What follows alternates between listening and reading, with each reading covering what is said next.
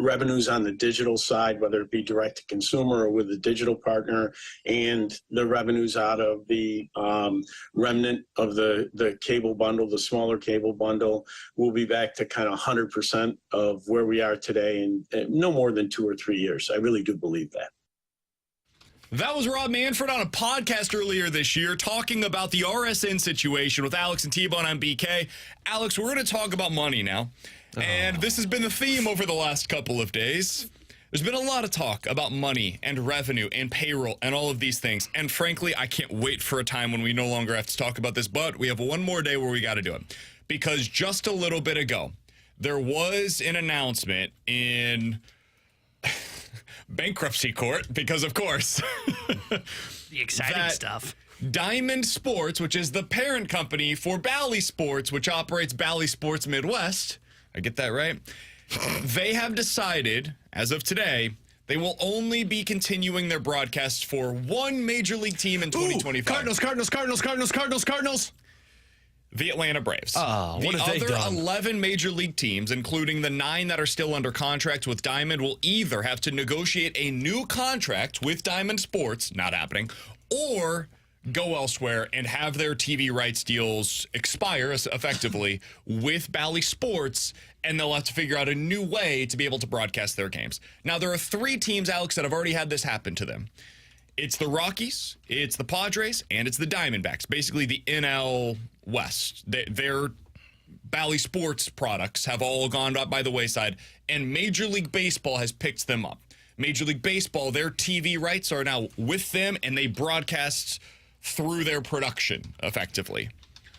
I don't know, and I bet right now the Cardinals don't know what their plan is for their TV product in 2025. As of today, I can't imagine they would have a firm answer on that, because 2 days ago, they didn't have a firm answer on this. So how could they possibly know exactly how they're going to be distributing their TV? Bill DeWitt III was asked earlier this week about the TV rights, the revenues that are associated with that, and what it means for the team in 2025. Here's what he had to say when asked directly about those revenues. Under almost every scenario we're looking at, the fans will hopefully have a direct-to-consumer product to get our games, basically an app where they can stream games for a fee. You're seeing that elsewhere throughout the league. So I'm really optimistic that, working with Anuk here, who many of you guys have met, our new VP of Business Operations, we're going to uncover every stone on the revenue side. Sports betting is something that we're hopeful will get passed in November, will help. But we're working very hard to figure out, kind of how to enter this new phase of local media challenges and come out better on the other side. Alex, this seems pretty simple to me. The Cardinals are going to lose money next year, like just flat out. They were making $73 million in 2024. That was their TV rights deal, a check of $73 million from Bally Sports. They got that this year. Next year, effectively, they're expected to get $0 from Bally Sports. If they went to the same model that the Padres have, just use them as an example. The Padres had 40,000 subscribers via their direct-to-consumer model, where you can subscribe and you get every game in or out of market. Well, that's $110 a year. Just do the quick, easy math. About $4.5 million in revenue is what they were able to generate. That does not include advertising. But if we just assumed the Cardinals will have something similar, hell, let's say they have 70,000 subscribers, almost double what they have right now in San Diego. $7 million in revenue, which is 10% of what they made from this year's TV revenue. Do we think that they're going to make $60 million in advertising via their television rights? I'd be surprised. I don't know exactly what their numbers are. They're certainly not going to disclose that, but I would bet it's below $60 million in terms of the advertising fees that they get. They will very likely make less money via TV rights deals in 2025 than they did previously. How much of a shortfall it is, it's hard to say. But hopefully sports betting can help them out with those revenue streams. Hopefully eventually they were able to figure out another way to get these TV rights deals on television outside of just the direct-to-consumer model.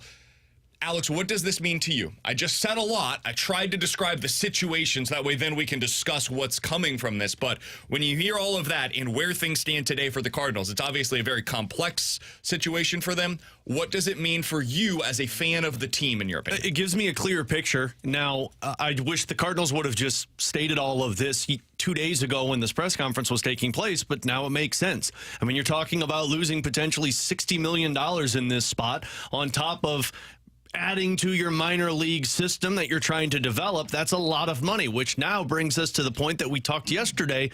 What's with all of this? We've got to slash prices left and right, and we've got to just go straight down the middle.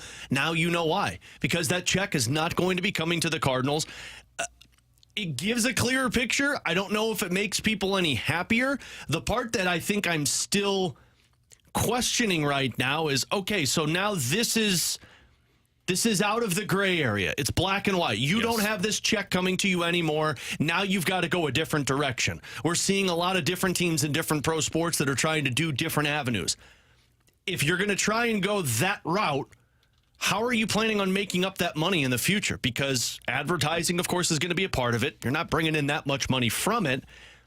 You're going to want to make sure that the subscriptions are there. You're going to want to make sure that all of the people are going to get that direct-to-consumer ability to watch the Cardinals. If your team stinks and people aren't on board with your franchise moving in the right direction, how many people do you think are just going to be going out there and willingly putting $110 down a year to go watch every single game? Have you seen this Victory channel that's out there now? Yeah, I've watched a couple of the Blues games on that one, and I think they Did you hear the guy that was doing the call last night?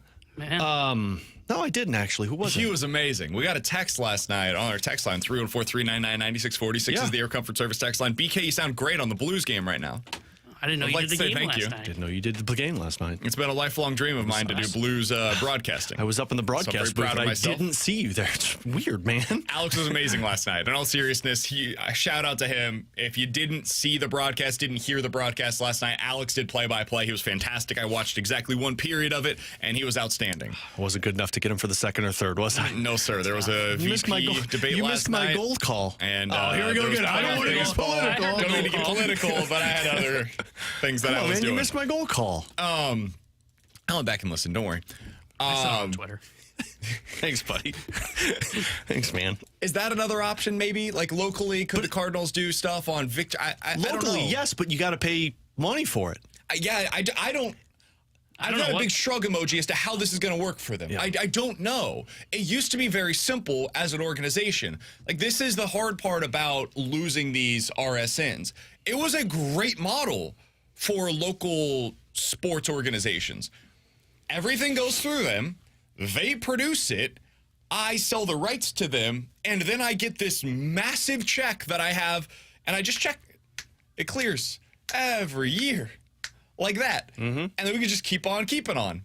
And now it's gone. Yep. And so when it dries up, now things get more interesting and potentially better for consumers. If we're just being honest, like, as a fan, things might be better for you now. It may be easier for you to be able to get the product. Like, if you're somebody that's into streaming and you already do it and you don't mind paying $100 a year to watch every Cardinals game and potentially every Major League Baseball game, dude, this is going to be great for you. But I think those fans are going to be there no matter what. Team's bad, team's good. Those people are going to be there. What the Cardinals are going to be trying to accomplish is getting the fan that has been upset with what has taken place with the Cardinals. And that's where I wonder about the Victory side of things. Like, can you have both a direct-to-consumer model and also have something that is, quote-unquote, free to customers? I don't know how that would work. Yep. I genuinely don't, because I don't know. I would imagine Victory would have to pay for those rights, and I don't know what they're going to be willing to pay. It becomes very complicated. But to me, this is where the Cardinals make their money. Yep. Like, as a business, this is where you suddenly, for the first time, have options. You get to explore, how do we want to reach our consumers? What is the best way for us to broadcast our games? There's a lot of questions about what it's going to look like, what it's going to sound like, who's going to be a part of it, all of those different things. But as an organization, it is kind of exciting, scary, terrifying. I was going to say, it kind feels of more exciting, terrifying than anything But if else. I'm in charge to of see what comes next. But if I'm in charge of business operations, I'm actually embracing this because, like you just said, you've got a clean slate. Like, you get to do whatever you want with this broadcast and get creative with it. This is in the Cardinals' hands right now. That could be a very good thing to just control however you want these broadcasts to look. But you're going to have to make it really appealing if the team is going to be taking a step back for 2 to 3 years because you've got to cut prices significantly. And that, I think, is going to be the biggest challenge in front of business operations. Yeah, and that's the thing. So, just as a fan, what's this mean for my team? That's what a lot of people care about, right? How do I watch, and what does it mean for the product on the field? How do I watch? I don't know. I do not know how you're going to be able to watch Cardinals games next year. It might require a subscription. It might be on Victory and be totally free and be the best thing that's ever happened to you as a fan. It might be something where it's a combination of both. I don't know. I don't think the Cardinals know as of today. What does it mean for the team? I think it helps to explain what we saw earlier this week. I think the slashing of payroll, and this is why I was so frustrated with their messaging once again, I don't know if they knew that this was coming or not.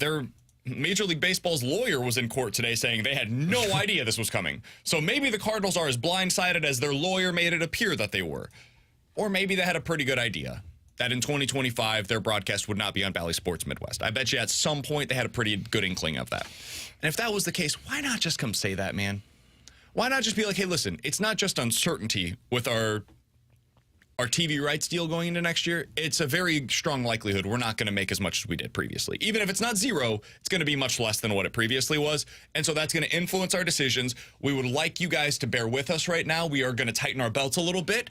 We are going to drop payroll. We're going to go with a youth movement. Let's see what we have with these guys. And then a year from now, when we have a lot more certainty, when we're on better footing and we've got a better understanding of what the revenues look like and what our TV situation looks like, we're going to get back to really pushing once again and being the Cardinals that you know us to be, and we're going to continue to try to push forward from there. Easy message. Apparently difficult for this organization to do. Makes a lot of sense, especially for how these press conferences go. If you're in their spot right now, man, honesty is going to be the best 100%. recipe for success moving forward. And now that this is out, they should have held a press conference again. Oh. A press conference after the press conference after the press conference after the press conference. Mo. We'd love to have him on. My hope is that Mo joins us tomorrow. I don't know if he will, but I would love to talk to John Mozeliak. I don't think his honesty matters with it. I think this is all about Bolduc Jr. Maybe, but I mean, he's great. I got to go and try and get him on now. Just start poking away. Did we not see yesterday or 2 days ago, I guess it would have been? It's understandable. There's a lot of press conferences. An extension of Bill DeWitt Jr. He is. So if you hear from Mo, assume that a lot of what he's saying is either coming from Bill DeWitt Jr. or they have similar ideas of what things are going to be. Like Weekend at Bernie's. I wouldn't go there. John Mozeliak is somebody that I would love to hear from, and hopefully we do here on the show at some point in the next 48 hours. That was the next poke. With Alex Ferrario and Tanner Hendrickson, I'm Brandon Kylan. Hey, man, we've had an open invite for a month. 2 months, actually. Yeah. Since the trade You've been deadline. poking a while, man. Yeah. We've been trying. We'll continue to Hey, try. I bet we'll get him on. It's like on Facebook when you kept poking the girl you like, and she just never responded. I didn't have that. That was a choice. That was your way? Hey, man. You got to find different ways to use technology at the time. My brother-in-law, that's how he ended up meeting His wife? his now wife. Did you have to do that math to figure out if they were married? How do I explain? He poked his wife. I suppose it would be sister-in-law, but brother-in-law, it doesn't matter. Yes, his wife. Yeah. Anyways. It's like swiping left. Coming up in 15 minutes, we're going to dive into some NFL quick hitters, including the trade that we've all seen coming for 2 years that apparently this team didn't see coming. Not sure why. We'll talk about where Davante Adams is going to end up and why we've all got to find us somebody in our lives that loves us the way that Davante Adams loves Derek Carr. We'll talk about that coming up in 15 minutes. But coming up next, Alex was in person yesterday for the Blues game. I looked at the numbers, and brother, they are not getting any shots on net with their top six. Is this a problem? Is this something that we need to be wary of going into opening night? We'll talk about that next here on 101 ESPN.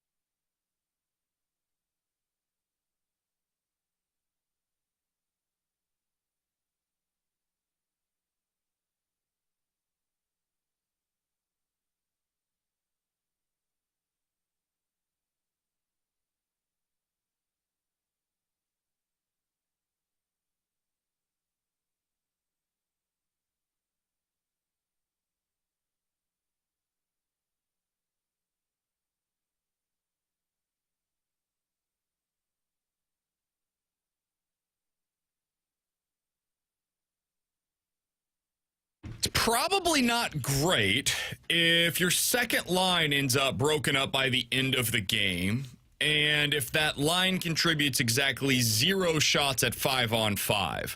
Yesterday, that's Blues' top 2 lines combined, I'm talking about the Thomas line and the Buchnevich line, were outshot 17-3, and this was not going up against the Toronto Maple Leafs or anything. This was against the Columbus Blue Jackets with Alex and T-Bone on BK.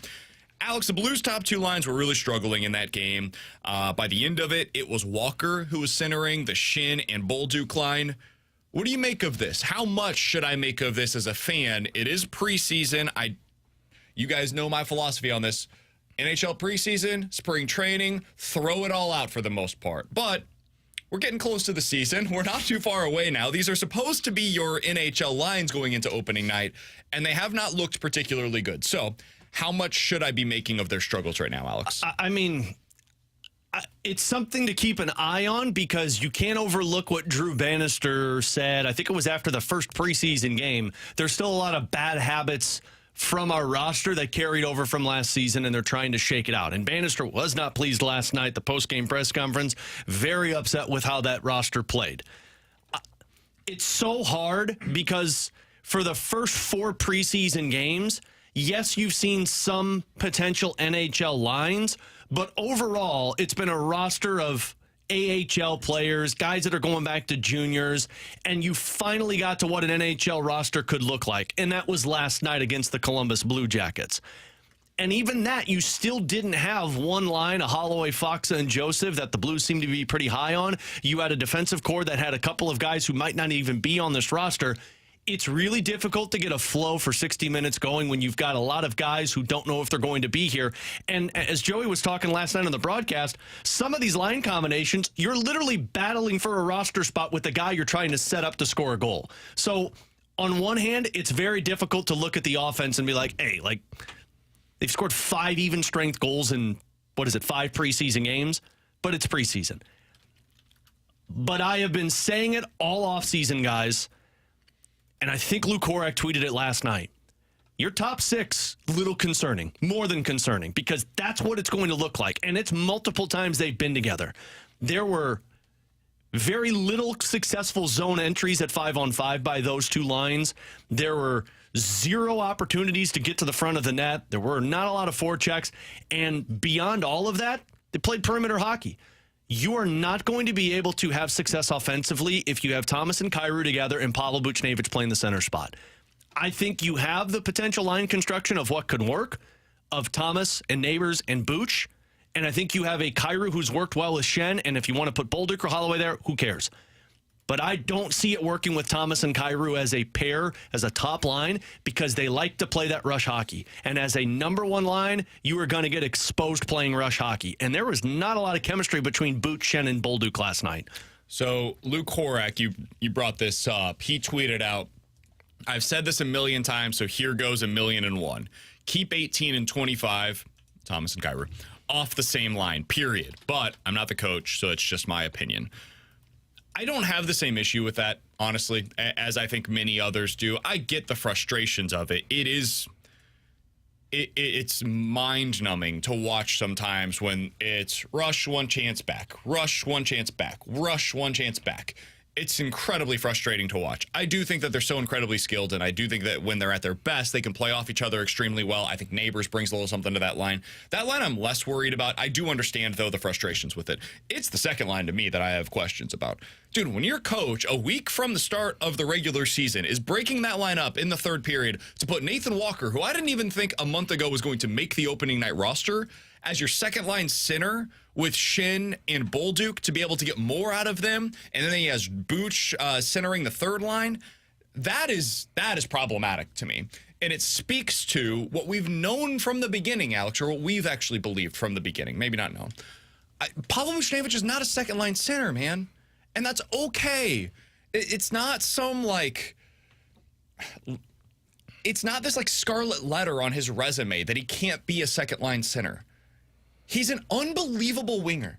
He plays well offensively. He's a really good shooter. He is great at creating for others. He gets into he does everything that you could possibly want from a winger. He will battle on the boards. He does everything. but they so desperately need a second-line center that they're forcing one of their best players to play in a position that they are not as good at. And so that's what gets me frustrated a week from the open of the regular season, is that they're still trying to force that into place. And I think now is the time where you should probably try something different. And I don't think it's Nathan Walker. I don't think that's the answer there. It's Braden Shin, man. He's the only guy that can profile as a second-line center. It's the only guy that can do it. The problem is if you try and do that now, you're only going to get one game of rep, because I don't anticipate having a NHL-looking roster for that Saturday game against the Blackhawks because it's in Milwaukee. You got one more tune-up, and I think that's where Bannister's frustration came. Like he said, we play a week from tonight, and we don't look like we play a week from tonight an NHL game. But isn't some of that on him? Oh, absolutely. I wouldn't have put this together from the start. Like having You have a guy that is barely... I'm sorry, Alex. No, you're fine. You have a guy that has barely played NHL reps and that they weren't sure if he was ready for the NHL, playing as a second-line winger, alongside a player that has barely played center and probably shouldn't be playing center long-term as the center on that line. And it's a temporary fix. It's not like Booch is going to be your center for the rest of this contract. You're doing it until you get to Dvorsky. You know what you can also do in that spot? Play a guy who has been a natural centerman his entire career until a Dvorsky is ready, and keep a Pavel Buchnevich who has scored 30 goals for you at a wing position with your best centerman who gets the best matchups. It's like we've done a lot of math for the last couple of days. God, I'm so done. Please don't make me do it. The math isn't mathing. Last year, I've referenced this before, and again, it's that super analytic stuff. I'm going to go BK on you here. But if you just go over to Money Puck, last season, they played 146 minutes together. It was towards the end of the season, 31 games. Booch, Thomas, and Neighbors. It was averaging 3.9 expected goals per 60 minutes. What was their actual goals per 60 minutes, though, Alex? Because I don't care about expected. I want to know what you actually produced. Like batting average. I'm not going to play this game with you. It's okay, man. I actually do Zero, believe, isn't it? I knew it. I believe the numbers that you're saying. I don't have it in front of me right now. Money Puck only has the expected goals per 60 minutes, and if you give me a couple of seconds, you're good, man. What I'm trying to get at is, if you go through this list, the next closest line that played over 100 minutes together was a 2.6 expected goals against. If you've got a guy who's got the potential for 100 points, if you've got a young player who scored 27 goals and another player who could be a 40-goal scorer, why wouldn't you put those three together for your best matchups and move players down? I'm with you. And beyond that, it also allows you to play Shane with Kyrou. And they've had success before together.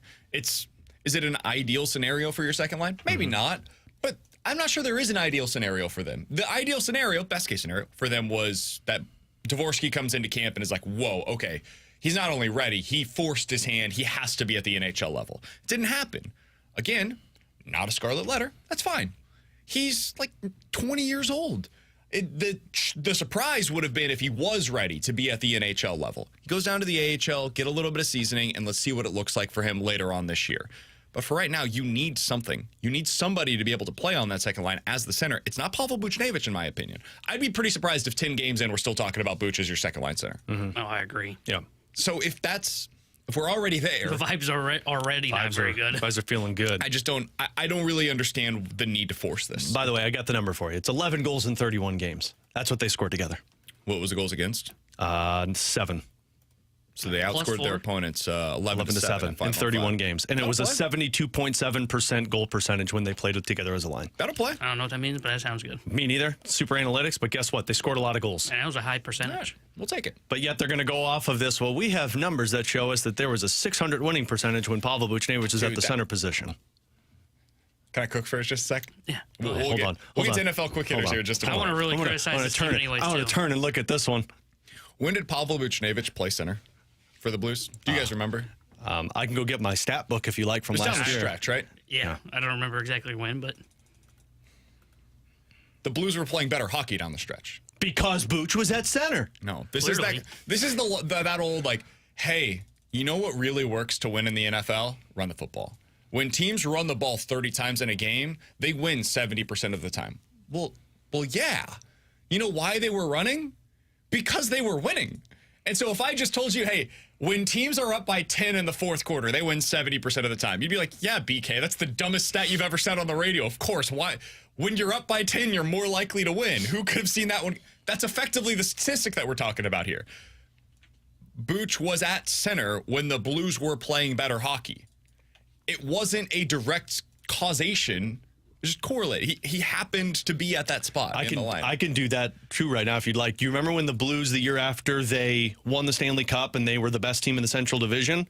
Braden Shen was playing the center position for them, and they were the best team in the Central Division. So Braden Shen, when he was at the center spot, they were winning the most games in the Central. I don't know what to do with these two stats now. It's like when people talk about, hey, when so-and-so scores a goal, the Blues are 10 games above 500. Oh, yeah. Well, I used to do because that with it shorts. guarantees that you scored a goal in the game, and when you score a goal, you're more likely to win.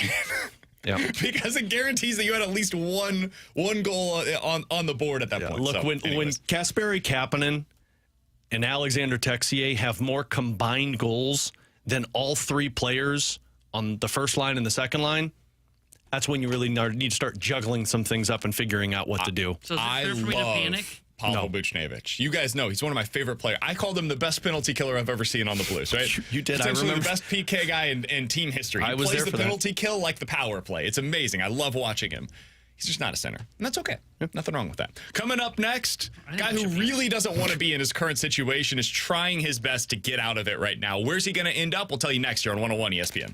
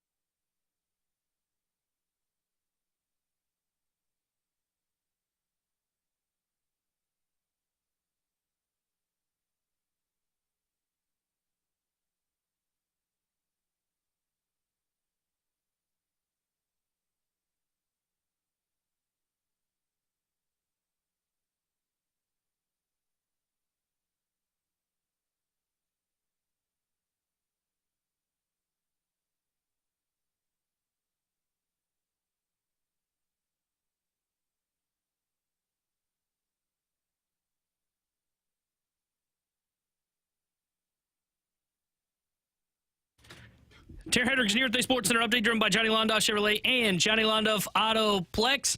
Tonight here on 101 ESPN, you can hear the MLB playoffs as we've got Game 2 between the San Diego Padres and the Atlanta Braves, and we'll have pregame coverage starting at 7 o'clock. And then tomorrow night, Blues back in action as they take on the Dallas Stars. Pregame coverage starts at 6, puck drop at 7. The Sports Update is driven by Johnny Londoff Chevrolet, Johnny Londoff Autoplex, see them at Londoff.com. Chevy, together we drive. Are you kidding me?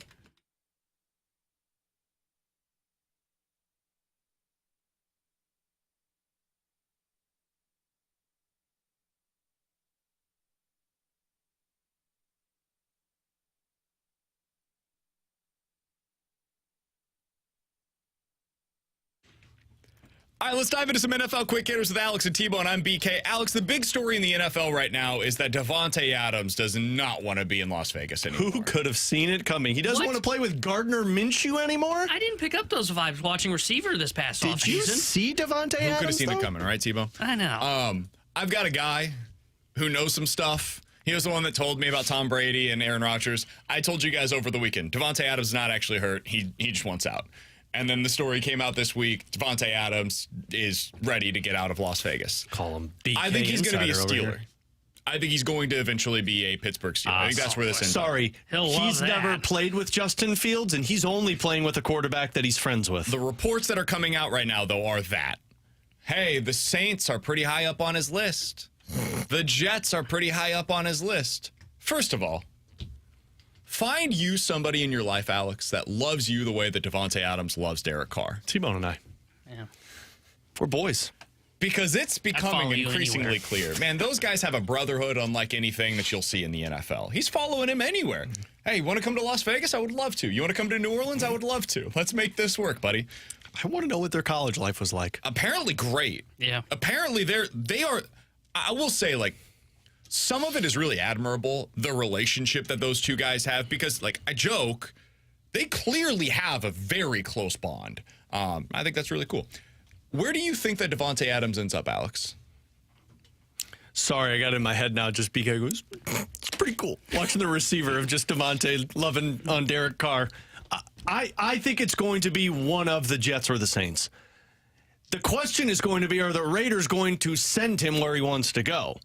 Because as much as you can sit there and be like, yeah, I want to play with Derek or I want to play with Aaron, cool. We're going to send you to a place that you don't want to go. But I would bank on him being a Saint or a Jet by the end of the season. I would be shocked if he's a Jet. I don't think they're going to send him there. Why is that? A, makes a lot of money, dude. And the Jets don't have a lot of money. Well, the Saints definitely don't. They've only got $2 million in cap space. But they're willing to put stuff on the credit card at any time. They'll just throw it towards the future years and be like, we'll figure that out when we get there. Jets can do that. Jets got $16 million in cap space, according to Over the Cap. Cash. Cash is where it's at, man.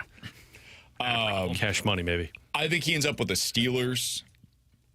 I would be curious if, like, the Chargers got in on this. I don't think they're going to send him in the division, but that would be interesting to me. If the Raiders, you trade him in the NFC, right? The team that I find most interesting in this, to that point, Alex, is the Commanders. That's who I was thinking. If I'm the Commanders, I want him coming into Washington. I like that one. What about the Lions?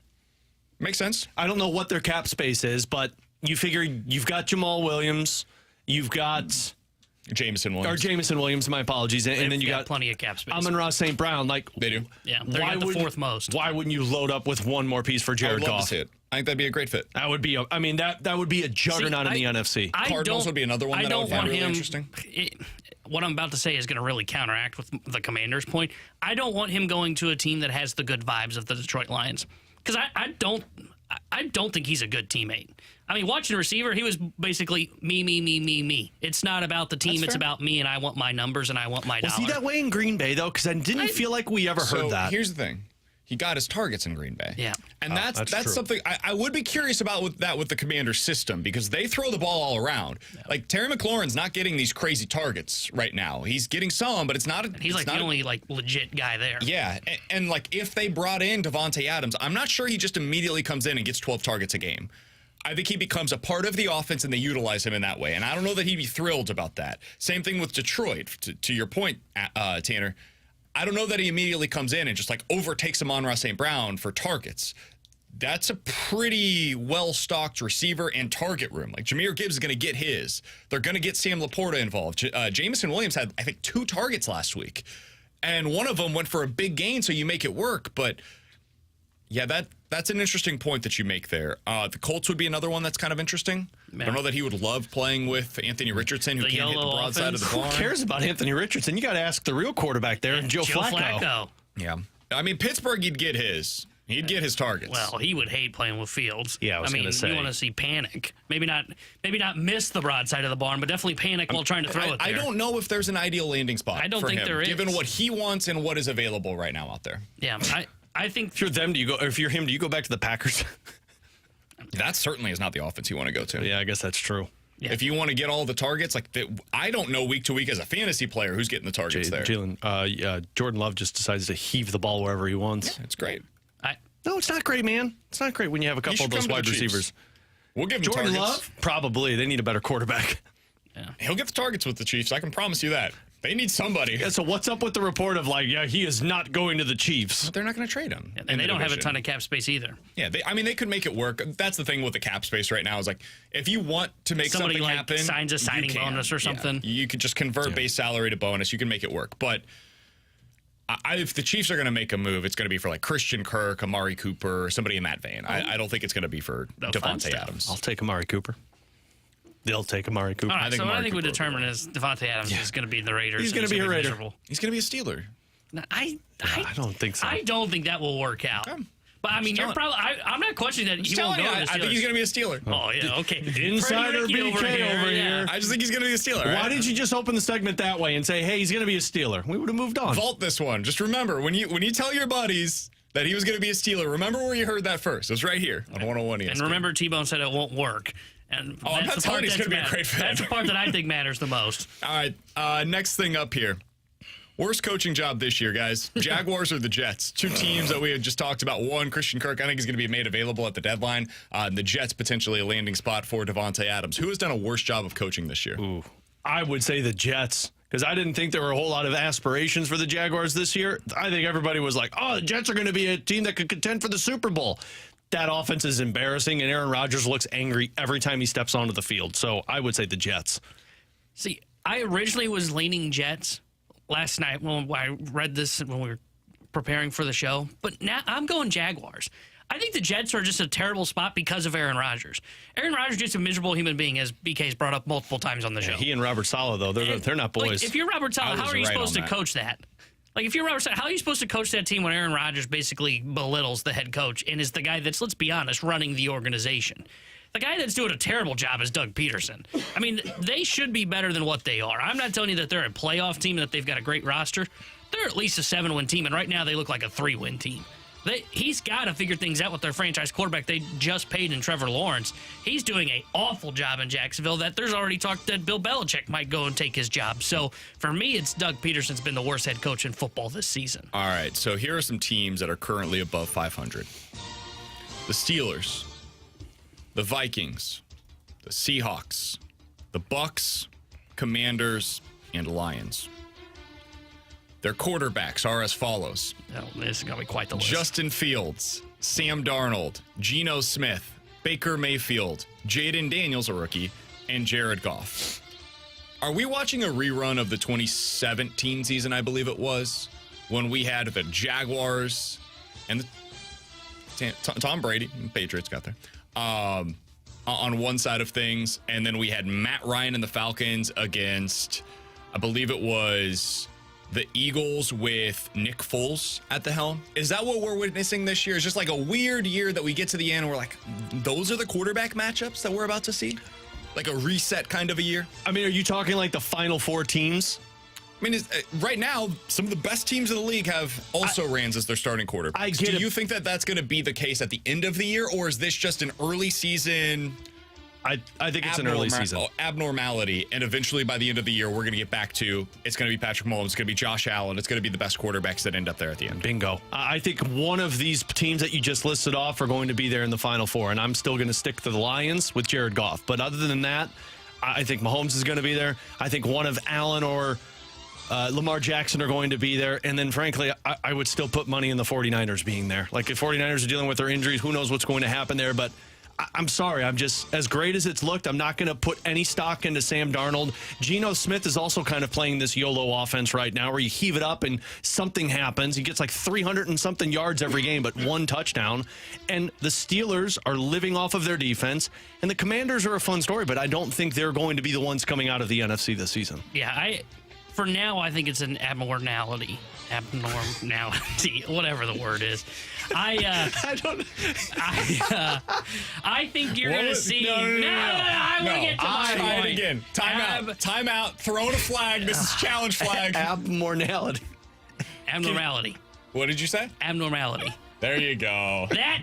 That's what we're seeing right now. I think it also, T-Bone is an abnormality. I think that's what we're seeing right now. T-Bone was cussing at us. If this mic wasn't on, I would have been some words of flying. Just say it. I'll hit the dump button. I think this. You're going to see this change in about 2 weeks. If it hasn't changed in 2 weeks, then I'm willing to be more open-minded to this conversation that we're going to see like the Blake Bortles of teams get back to the Final Four. I think you're just seeing the rust of the lack of preseason play right now. I think you're going to see Mahomes. I think you're going to see Josh Allen, Lamar Jackson, C.J. Stroud, who wasn't even brought up in this conversation. You're still going to see the best quarterbacks get to the promised land. It's just in those first 4 weeks. It's like the first month of the baseball season, guys. It's weird-ish happens. It's going to normalize. So you're going to see the stars. By the way, I had it right. The Eagles did play the Falcons in that postseason, but it was in the divisional round. The NFC Championship game that year was Case Keenum and the Vikings going up against them. Nick Foles versus Case Keenum in the NFC Championship game. That hot team. I think one of these guys is going to make it to the championship round. I do. I think it could be Baker. Baker's been a top 5 quarterback in the NFL so far this season, guys. You'd put Baker over Jared Goff? Like in terms of who I would rather have? No, who would more get there? likely to get there? I mean, why couldn't it be both of them? Why couldn't they be facing against each other? You're not wrong. The NFC is terrible, so. Yeah, I mean, as of today, if you were to rank your teams in the NFC, who do you guys think is currently the best team in the NFC? I'm still going San Fran. I know they haven't played that way. I think it's, if you're asking me right now, I think it's Detroit. All right, let's do the Stalter stack up on BK and Ferrario. Who's 2? For me, Detroit. I mean, I just said San Fran's 1, so I'd go Detroit. I would 2. do Tampa, too. I can't put San Fran there until I see what they look like fully healthy. Who's 3? Vikings. 4? Probably agree with that. Ooh, now we're getting into some muddy Washington? water. Green Bay? Yeah. I would go Washington. I don't know if we've learned what Green Bay fully is with I'd Love. go Seattle before I'd go Washington. I'd go Washington 4. I'd probably go Seattle 5, though. There you go. And this is why I'm saying, like, would it be surprising to anybody if it's Tampa versus Detroit or Tampa versus Minnesota in the NFC Championship game? No, it shouldn't be, man. It's a weird year. To me, it would still be surprising because I still think it's the classic. There's one tier. That top tier is San Fran, Detroit, and then tier 2 is like way behind those two teams. I also just like these first 5-6 weeks, it's like, I don't care as much because I know that playoff teams know how to turn it on when you get closer to it. And that's where, like, by the end of this, San Francisco's going to turn it on. They'll be ready to go. So we're all on the same page. It's an abnormality. No, it's an abnormality. All right, coming up.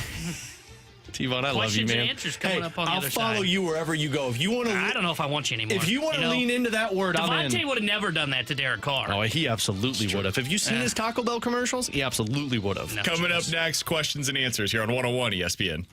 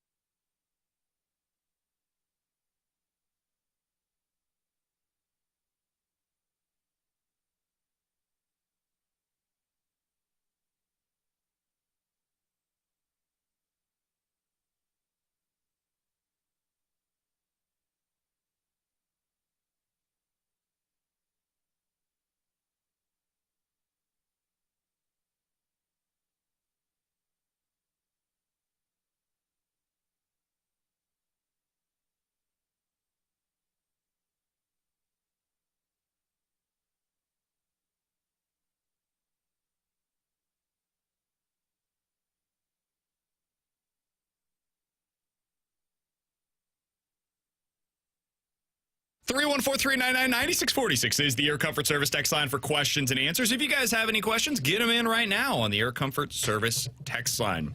From the 314, guys, Ryan Helsley is the Cardinals' biggest trade chip this offseason. What sort of a return would you like to see them get for him if they end up trading him?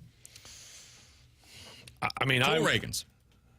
Just straight up. Yeah, 1 for 1. Who says no? Juan Soto. If we're going to play that guy. Shohei Ohtani. Probably, yes. Well, Reagan's going to get agent. expensive pretty quickly. Yeah, but you get him before Come he's on, a free let's be agent. realistic.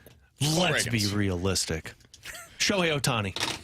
No, like the Royals traded Aroldis Chapman for Cole Reagans. And at the time, Cole Reagans wasn't Cole Reagans, but he was a former first-round pick who had real stuff, and things had kind of gone awry for him. He had reached the big league level, but was kind of stalling out there. The Royals saw a few things that they could tinker with, and he had velocity. He had a breaking ball that they believed in. They said, hey, if we can get this thing turned around, kind of similar to what the Cardinals did, honestly, with TK Roby, it just didn't work for them. If they could get things turned around in the right way, Reagan's really, they had something in him. They did. He's now a #1 starter in Major League Baseball. Will probably finish top 5 in the Cy Young Award voting this year. That's what the Cardinals should be targeting. Somebody that has that kind of upside. Cool, but person in charge, I don't want making that move, but I'm getting a top prospect in return. You better. Chaim Bloom should have say in this. Chaim Bloom should have final say in this if that's the one in charge. But I don't care if it's a pitcher or a position player. Frankly, I would prefer the position player over the pitcher. Who cares? It's got to be a top. If it's not a top prospect, I don't think that trade is a success. See, I would rather target the pitcher. I mean, I wouldn't be mad if they got a position player in return, but I would want a high upside potential for like what you believe is at minimum like #2 stuff from a starter, because you don't really have a ton of those guys in your system. Don't get me wrong, I like McGreevy, I like Got Galante. nobody in your system as a hitter, though. Walker potentially, JJ Weatherholt maybe down in the minors, like low levels, but like to me, pitching is the thing that drives baseball. I mean, what are we seeing in the postseason? I know we'll talk about this in a little bit. Yeah. Pitching's going to outduel hitting every time, and now I know it's a lot riskier as well. But I want the guy that's got some upside, because I think that's where you would really win this trade. Position player, fine. You got to get to the postseason first, and Pittsburgh's thinking they're great with Paul Skeens, but you didn't get to the playoffs. They have no. They don't have the complementary pieces that the Cardinals do. I get it, but I'd be worried if you're banking on Jordan Walker to be that guy that you still won't have that guy. Sure. I would go for the pitcher, aim for upside. If that means he's down an A ball, so be it. Just go get the guy that whoever is the team that is offering you the highest upside pitcher, go get that pitcher. Yep. That's what I would be looking for Ryan Helsley. From the 314 or 636, excuse me. Guys, with all the complaints about Walker's outfield defense, if we were to trade Nolan Arenado, do you think it would be time to give him a chance at third base, which is his natural position? I feel like I'm on an island here. I'm running it back with him in the outfield next season. I thought there were real signs of progress there.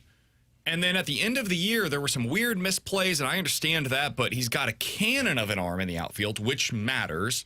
He is still super athletic. Like, if you go by sprint speed, he's an upper echelon athlete in Major League Baseball. It's just the jumps. He's got to figure out how to get these jumps down, and I don't know if he ever will, but I'd be willing to run it back one more time, especially if they're not like really pushing next season to try to win. Dude, let him play every game and give him the full 9 innings, please. Can we please now put him out there for the full 9? Yeah, that's not going to happen, but I just stop toying with it. Stop. They haven't toyed with it. No, they haven't. Pick the position and stick it there and play him 9 innings and keep him at the major league level. I would leave Gorman at third base. That would be the guy that I would move over back to his natural position. I think, yeah, because with Weatherholt in your system, that's your future second baseman. Until then, you got Brendan Donovan. That's the way that I would go with it. Yeah. I think putting Walker at first would be a total waste of his athleticism, and putting him at third, I don't think he's ever going to fit there. Yeah. How many third basemen do you see in Major League Baseball that look like Jordan Walker? That size, that physicality, like I don't know if I can name one. I would keep him in the outfield, because now it just feels like, I mean, you're seeing the struggles that it's taking to change positions. Well, sure, he came up as a natural third baseman. Guys, he's probably a AA defensive third baseman. He's not going to be a big league defender at third base right now. He would have to grow at that spot on the job, just like he's growing at the spot in the outfield. I think they've cemented it. He is going to have to figure it out in right field, or he may not be a position player when you're looking at his career. He'll end up becoming just a DH, which would be a total failure, if I'm being honest. You know who is a really bad defensive left fielder? There are two of them that I'm going to bring up here. One, Yordan Alvarez. Does anybody care? Nope. You know why? That guy Yes. rakes. Another guy that is a really bad defensive outfielder, Kyle Schwarber. Does he play out there all the time? No, but when they've had injuries, he is. He's out there regularly. You know who's a below average outfielder is Juan Soto. Yeah. Like everybody talks about Juan Soto as this great baseball player, and he's has maybe the best eye in all of baseball. Yeah. He's not that good defensively. He's terrible. And he plays right field. Yeah, and these other guys that I've mentioned, they do play left field. Walker could play left field. Like if you went into next season and you said, hey, I want him to play left field, fine. Yep. Cool. Switch him over. Play left field more often. I don't care where he plays in the outfield. I care that he plays in the outfield. And I think that's ultimately where he's going to land. It's also like we're acting like the guy can't learn the position. He went from last year in a matter of a season, improved by the end of it. And then this season, it was all over the place. And you've also got Willie freaking McGee on your bench that should be working with him on a daily basis. And he has been. And if Jordan Walker hits the way that they think he can, man, this stuff's going to be frustrating. The lapses in judgment on fly balls, but you live with it because the bat plays. That's what matters. You've got to get the bat going, and once that figures out, the rest we'll see where he lands from there. He's Alex's T-Bone on BK. In 15 minutes, we're going to get into a game of more likely to happen. You guys give us two scenarios. We'll tell you which one is more likely. That's coming up in about 15 minutes here on BK and Ferrario. But next, there is one clear lesson to be learned from playoff teams that are currently participating in the Major League Baseball postseason. We'll tell you what that is next year on 101 ESPN.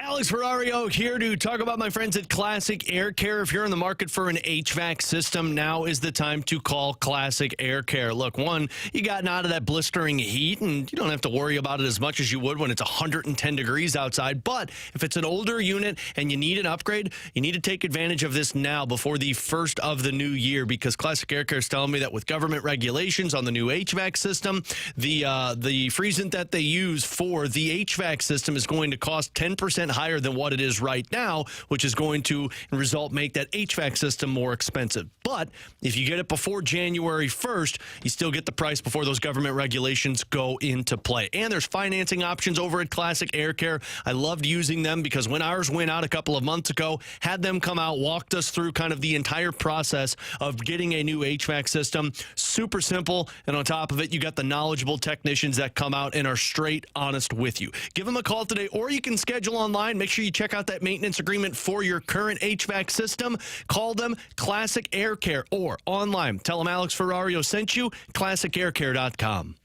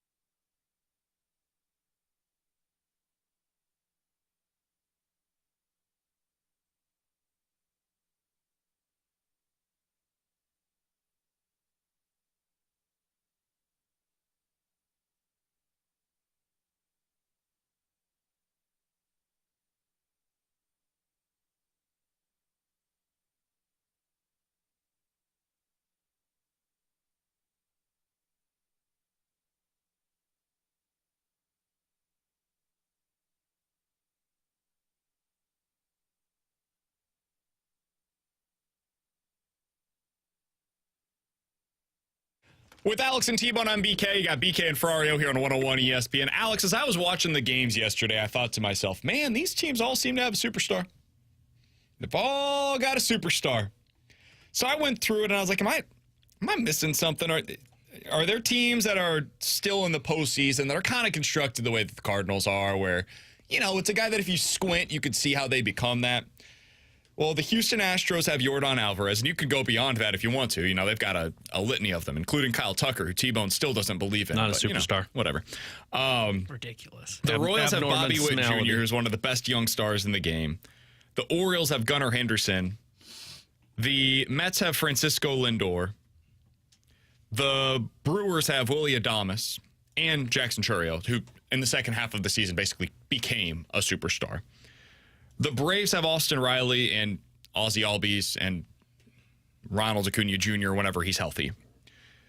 The Padres have Fernando Tatis Jr. The Dodgers have Mookie and Shohei. The Phillies have Harper and 5 other guys. The Yankees have Judge and Soto. The Cleveland Guardians have Jose Ramirez. The only team that doesn't have what we're talking about is the Tigers, and they're the exception to every rule. T-Bone, you said earlier today they're the first playoff team in 100 years to not have a 75 RBI guy or 25 homer guy. Yeah. So that, they do have a superstar in their rotation who's probably going to win the Cy Young this year in Tarek Skubal, and that's why they won yesterday, but they do not have anybody that profiles that way on the position player side. I don't think anybody should be modeling themselves after the Detroit Tigers. All of those teams, for the most part, also have a legit number 1 starter. Guys, I know this is simplistic. I know. But as you were watching the games yesterday, I have to imagine many of you probably had the same feeling that I did. That's what the Cardinals are missing. And I don't think that there's anything currently in their system, or really even necessarily anything that they can do in their system to make me feel confident that they're going to be able to develop that guy. But they're missing their Bobby Witt or Francisco Lindor or Gunnar Henderson. Their superstar position player. Maybe it ends up being Jordan Walker. I don't know, but I'm not seeing it right now. And they're missing the legit superstar stud number 1 starter. But I go back to that position player because all these guys that I just listed off, Alex, they're in their primes. And that's the thing that the Cardinals haven't done, is catch the guy in their mid-20s. That's a superstar. They've been trying to hold on to it and squeeze all of the juice out of that lemon when the guy's 31, 32, 33 years old. And that's the back half of a career. These teams are doing it at the front end. That, to me, is the biggest thing that I watched yesterday and saw as the difference between where the Cardinals find themselves and where the real teams that are contenders find themselves right now. Superstar position player in their prime currently. Yeah, and the only way you do that is to develop it if you're the Cardinals, because we're seeing it right now. You're not at the point where you can spend money via free agency like a Juan Soto. And trade-wise, one, I don't think you have the assets to acquire that superstar in the right age frame unless you go down the Vladimir Guerrero Jr. front, but now you're talking about paying that player. So the only position that you're in right now is to draft and develop those guys. And we went through this in the offseason. If you go through those names that you named off, there's not a whole lot of them that were drafted and developed by the team. Now, some of them were developed when they were acquired as young players by the team, but a majority of those guys were signed via free agency, or they were acquired when they were still in minors, and then they were developed in that system. But a lot of them were also just traded for at the major league level or when they were already major league players, and that's the problem for the Cardinals, because these teams are able to go out and acquire those guys. And unless you're drafting in the top 2, top 3 to get a Bobby Witt Jr. or any of those stars that you just listed off with the Houston Astros, you're stuck. You're stuck until you continue to search for that needle in a haystack of finding a superstar in a draft that you can develop all the way up through the system. And that is a tough spot to be in as an organization. Yeah, guys that were drafted and developed within their system on that list that I just mentioned were... Riley Green was with the Tigers. Again, I don't know that you can consider him to be a superstar. Not on the same level as these other players. He's really good. He's a really good young player, and he potentially is on the cusp of becoming one of those players, especially if the Tigers do something special this postseason.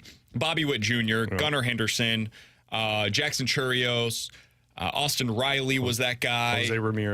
Jose Ramirez would have been, and Aaron Judge. So basically half of the list is players that were drafted and developed within their or signed via international free agency.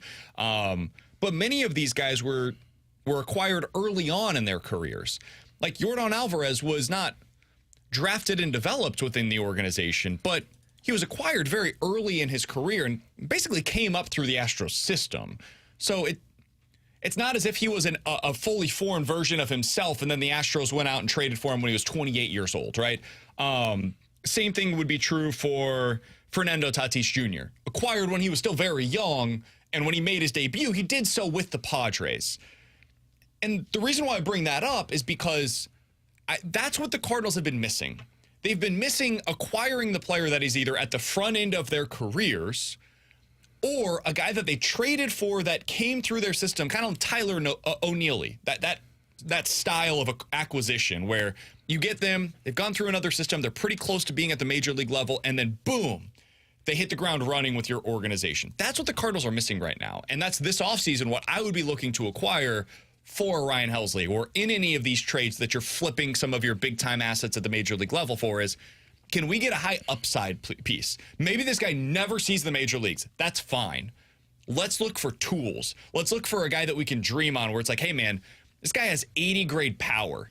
Don't know if he's ever going to hit a fastball, but if he gets there, 30 to 40 home runs is in his range of outcomes at the big league level. Or a guy with a 98 mile per hour fastball and a slider from hell. Not sure if it's ever going to work for him. Command's iffy, all of these different.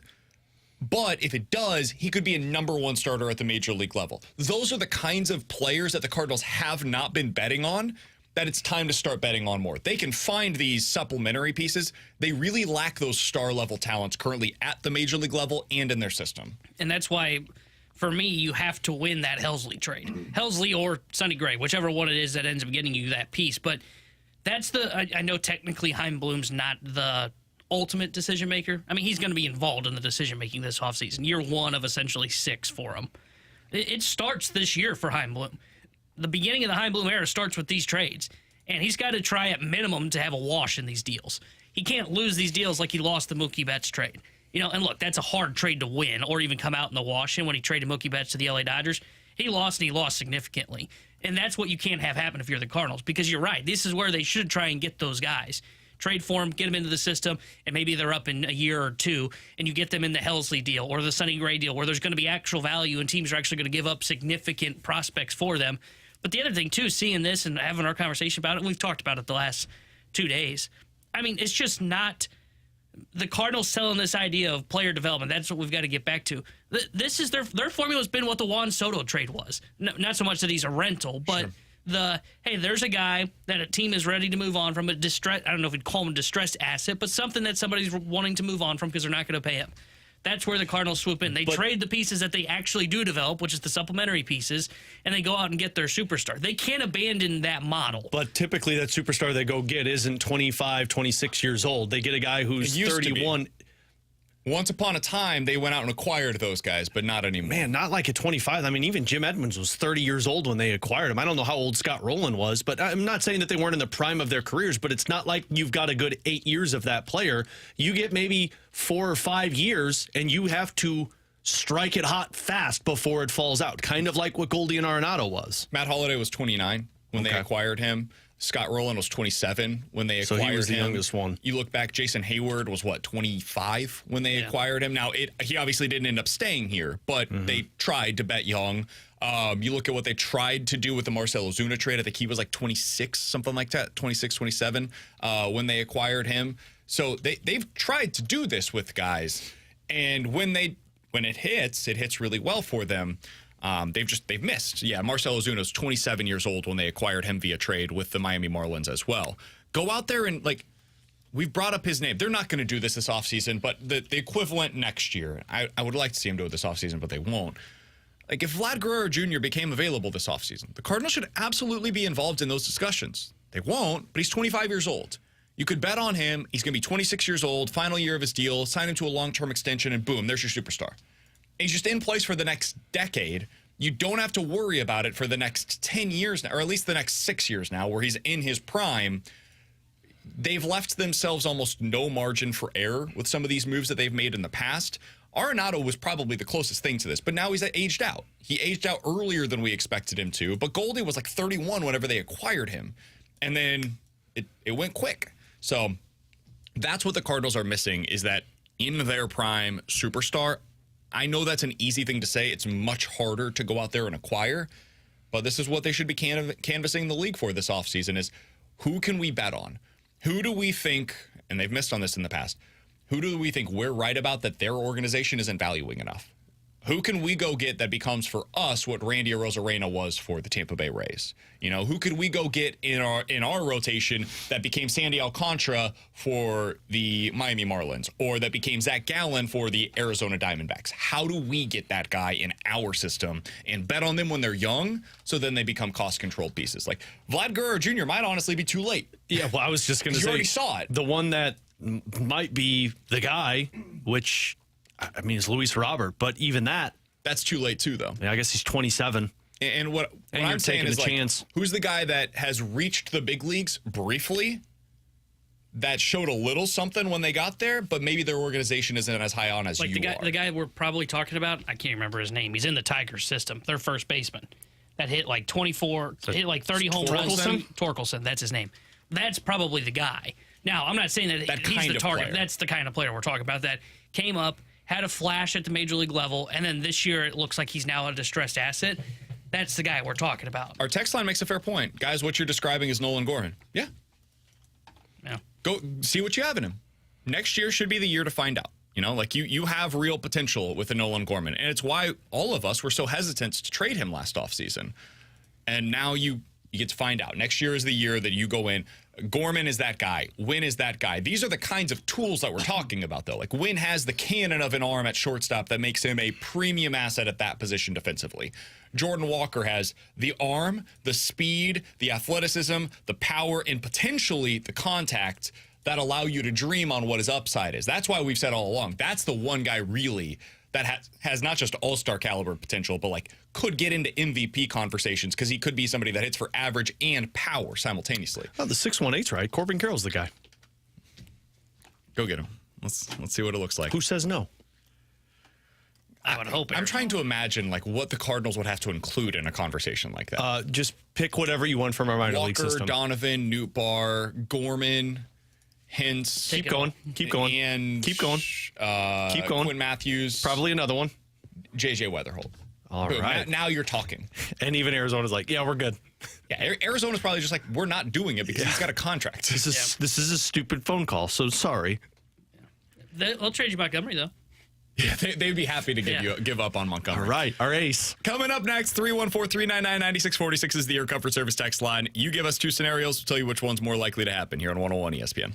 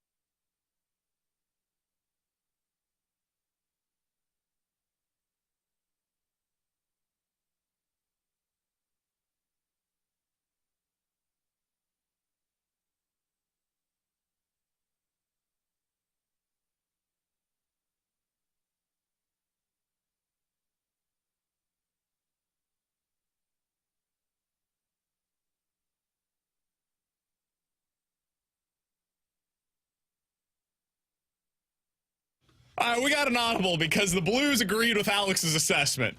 Oh, good. Yeah. BK was doing the play-by-play. It's weird how that goes. With Last Alex night. and T-Bone on BK, Lou Korek has tweeted out the lines from today.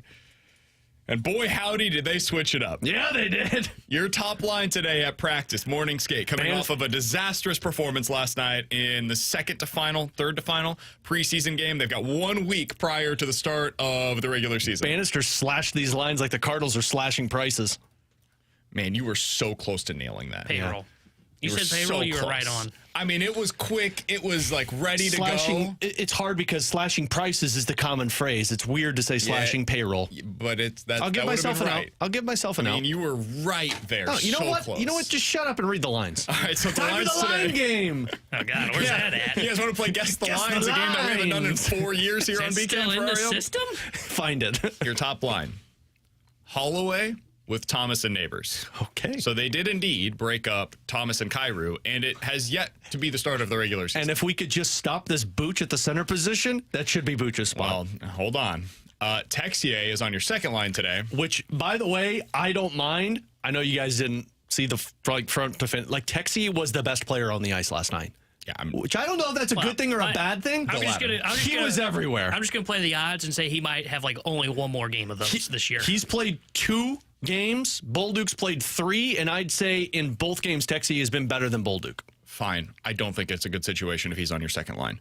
But that line is still being centered by Pavel Buchnevich, and Jordan Kyrou And is that's on his other wing. Scary defensive line. Your third line is Matthew Joseph with Shin as the center. All right. That experiment didn't last long. Progress and Kapanen. Okay. Well, there it falls off. And your fourth line, Torpo. Fox is back on the fourth line, baby. Let's go. There we go. They got him where he belongs. Don't get too excited. Booch will be at the wing. Shen will move up. Fox will be back on the third line. It'll And be Nathan fine. Walker as your right winger on the fourth line. All right, well, I have a Now- question. Oh, yeah, okay, this might answer my question. I think I'm about to answer it for you. Yeah, Your extras today at practice. Sod, who's not expected to be on the opening checks out. trip. Dean I don't think he's made the He's team. going to the AHL. and Zach Bolduc. Okay, that did answer my question. I thought maybe I wasn't listening well enough. Zach Bolduc is an extra today at practice. He's the fifth line member. That's not good. Alex, Brandon. let's start with Bolduc because I think that's really the headline here. I hate this. I can't hate it any more than I do. I'm with Really. If this is going to be a year where you find out with the young guys, you got to find out what he's got, dude. And ripping him out of the lineup a day after a bad game is not the way to do it. I know there are differing opinions on how to handle these. Certainly, I've had my conversations with Ollie on how he handles the young players, and we've gone back and forth, and I promise you, there's not been an alignment there all the time. This is something that I really dislike. Young guys have got to get back out there and try it again, dude. Yeah. What do you make of this? I don't like it either. Like, this isn't a good plan because Bolduc should be playing in the Kapanen spot. If you want to take Bolduc off of the top 6, fine. Because, again, I've thought that Texier has outplayed Zach Bolduc in 2 games that I've seen. Is it going to last? Probably not. Bolduc should still be in your top 9. He still should be playing where Kapanen is playing. There's no upside with Kapanen. Like, you know what he is. He's a checking forward who's got some speed and might do something good and occasional. That's not consistent. Zach Bolduc, you've been praising it for a couple of games of how he's looked and how competitive he's been and how professional he's been and how much he's grown. And then, look, the game wasn't good, but that's not all on Zach Bolduc. Like, you took Pavel Buchnevich off of the center spot and moved Nathan Walker up there. Man. You obviously weren't happy with the center spot. It's not just a winger that's getting a line going. It's the trio, and you didn't like that trio. Fine. But that doesn't mean you take Bolduc out of it. Now, I'm not a coach. Maybe this is just kind of a wake-up call to him, and Thursday night he's going to be skating in Kapanen's spot. Could be the matter of fact. Wouldn't you want him skating with him today? Yes, I would. If that was the case, like, isn't the whole value of having these opportunities on the ice? Coaches will tell you how valuable practice is. It feels a lot like the Jordan Walker stuff, to where you're punishing a player for something bad, and I don't think that's the way to go about it. Now, again, we'll see what Bannister has to say after the practice today. Maybe he's just going to say, look, he was a little dinged up, and we needed him to take just a couple of strides with an extra line. I don't know. But what I can tell you is they did not like their top 6, and you've seen them completely butcher it. Bolduc should not be skating as a fifth-line forward, though. And if he is, he should be in the minors. I don't think he should. I think he should be playing with Braden Shen or Matthew Joseph, or you drop Texier down and put Bolduc with Abuch and Kyrou, but he's obviously not happy with everything that's there. Problem for me is you're in preseason and you're already saying, nope, this doesn't look good. We need to start juggling everything up. This is a sign that the Blues are panicking already with their offense and their line combinations. I'm with you guys 100% on the Bolduc thing. I don't like the way they're handling it. To me, the bigger story is what they've done to this entire top six, where it's been completely reshuffled around already. I mean, I'm going to read a quote. I want you to tell me if this was from the preseason or if this was from last season with Drew Bannister. Okay. Quote, "We didn't drive enough plays. We didn't force ourselves to get into the fight. I thought it seemed like we were looking for an easy game, and there are no easy games, regardless of competition, on no matter what part of the season." I honestly don't know when that came from. That was in the regular season last year. That was last night. Okay. That was last night after their preseason loss to the Columbus Blue Jackets. They are bad. This is the panic alarm bells going off from the head coach in the fourth preseason game. And I thought, okay, maybe I'm overreacting a little bit. Maybe it is, he's a little disappointed. Maybe he'll kind of fire the group up with this little, I'm going to speak to the assembled media. Guys, he just blew out that top six that we thought for sure what they're doing. And they're keeping Buch at center. They've broken up Kyrou and Thomas already. They're moving guys up and down. Holloway all of a sudden is a top six guy. Texier suddenly a top six guy. There's serious alarm bells going off for me right now with the St. Louis Blues. I think this is the problem. I think T-Bone, hold the time out. T-Bone's been waiting to say this for a week. Yeah. He so badly wanted to get here last week. I was told but he was like, don't read about the you gotta preseason. relax. Just the preseason. It is just the preseason. And now we've given him the opening, and he slid through, baby. Of course he did. He had that Chris Collinsworth slide ready to go. He saw an opening. But hey, I would just say, am I wrong? Am I overreacting? Yeah. Because you're overreacting. He shuffled a bunch of the lines. They were terrible offensively 5-on-5 last year. Bannister just said the same quote last night. I heard a bunch last regular season. It's an abnormality for this Blues team. Are you overreacting? That's the question you asked. Yes. Is it understandable to be overreacting right now, given the circumstances? Absolutely. Totally. I would say this, Alex.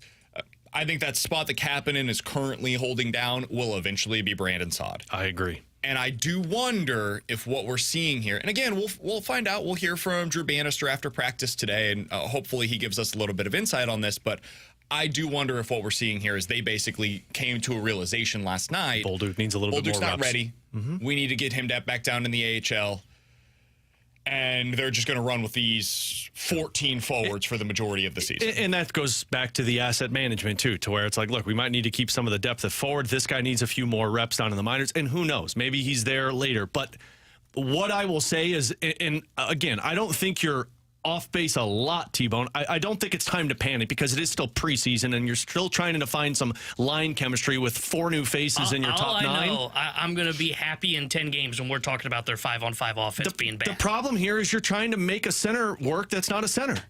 That's the whole problem with all of this. This would be so much easier if Pavel Buchnevich was with Thomas and Neighbors, Shen was playing on your second line, and however you feel about Braden Shen, fine. But he could play your second-line center spot for you, and then you put a Dylan Holloway and Texier spot, and then you just shift guys back into it. You have a Joseph with a Foxa and a Texier, and your fourth line is a Toropchenko and a Nathan Walker and whomever you want to put there. Yeah, so, Alex, I have been somebody that is lower on the idea of Fox as a third-line center, right? I think there's not enough offensive upside there. I think you're going to be left wanting more. I feel much better about Fox as my third-line center than I do Buchnevich as my second-line center. Yeah. And so the reason why I bring that up is because I'm guessing what they would say in response to me saying, hey, have Braden Shen as your second-line center. They'd be like, yeah, but we feel like we're weaker now down the middle. And it's just because they have this 600 winning percentage number in front of them that says, like, oh, we got to win early on. Like, I think you're right in terms of they're panicking, but they're panicking because they don't know what to do at the second center spot. Because they're like, we got to make Pavel Buchnevich work because Dvorsky isn't ready. To where you don't need to do that. You need to make your best players play at the position that they're best at, and then you can maneuver from there. We all understand, Blues fans all understand that this is still a process. This is still a retool. Nobody expected this team to compete this season, even with all of their aggressive moves. So I don't know why you're trying to force this Pavel Buchnevich thing at the center spot. He's going to be a winger long-term for you. Why not just play the guy that's the normal center and build from there? But they're panicking. Now, I will say this. It's too early to know if this is going to be a common theme as it was last year. what will it say about the current core if they can't get themselves up for games again? Because that would be back-to-back years, and it's not like this is a whole new core. This is the same core of Thomas, Kyrou. Welcome to the Doug Neighbors. Armstrong quote that you were in that press conference for. I think it was his first day of training camp where he's like, look, we've given them all of the assets to go out and compete, and if they don't, we're either going to be making moves at the trade deadline for better or for worse with this roster. My bigger concern right now, because, like, for me, it's all about the development of the young guys. Like, as I look at what they're doing right now with Bolduc, and again, we'll see what Bannister has to say after the game, or after practice today. But my bigger concern is, like, are we going to do this thing where we rip him in and out of the lineup all the time? And he's going to be so terrified to make a mistake that he's going to play scared? Because when we talked to Doug Armstrong, we talked to him about, hey, you're going to have mistakes that are made by young players, and you live with them, and they become teaching moments. Well, yesterday he didn't play a great game. Alex, you watched more of it than I did. I saw a period, and I didn't see anything that looked super alarming. Their line just wasn't productive overall. Just bad game. It happens.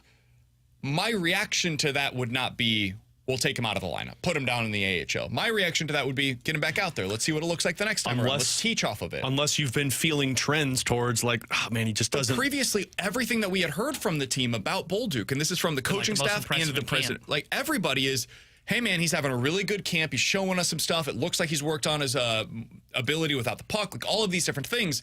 All of the things that they said about Dvorsky were the opposite of what they have been saying about Bolduc. Yeah. So it does, to me at least, and again, if I'm overreacting, it is what it is, but to me, it feels as though they are overreacting over one night instead of allowing that to be a teaching moment and then to go into the next night to see, okay, what did he learn from his issues that he had against the Blue Jackets. Yeah. I don't know, man. It's very surprising to me that we've arrived here and Kapanen is in the lineup over Bolduc, and Texier is now a top 6 forward for you over Bolduc, when Texier, as of like a couple of days ago, was either a third or a fourth line player for you. Yeah.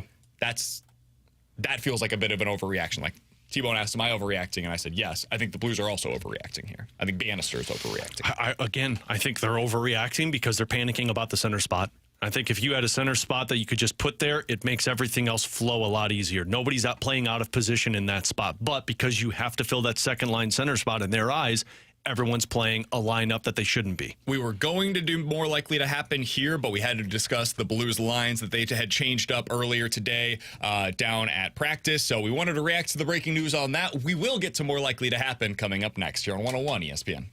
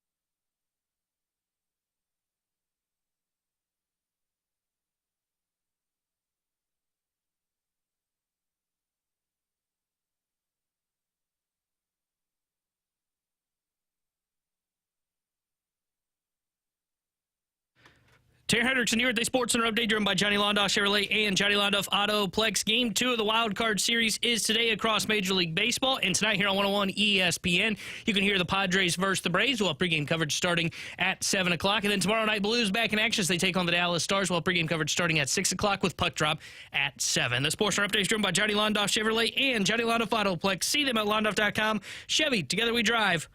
Are you kidding me?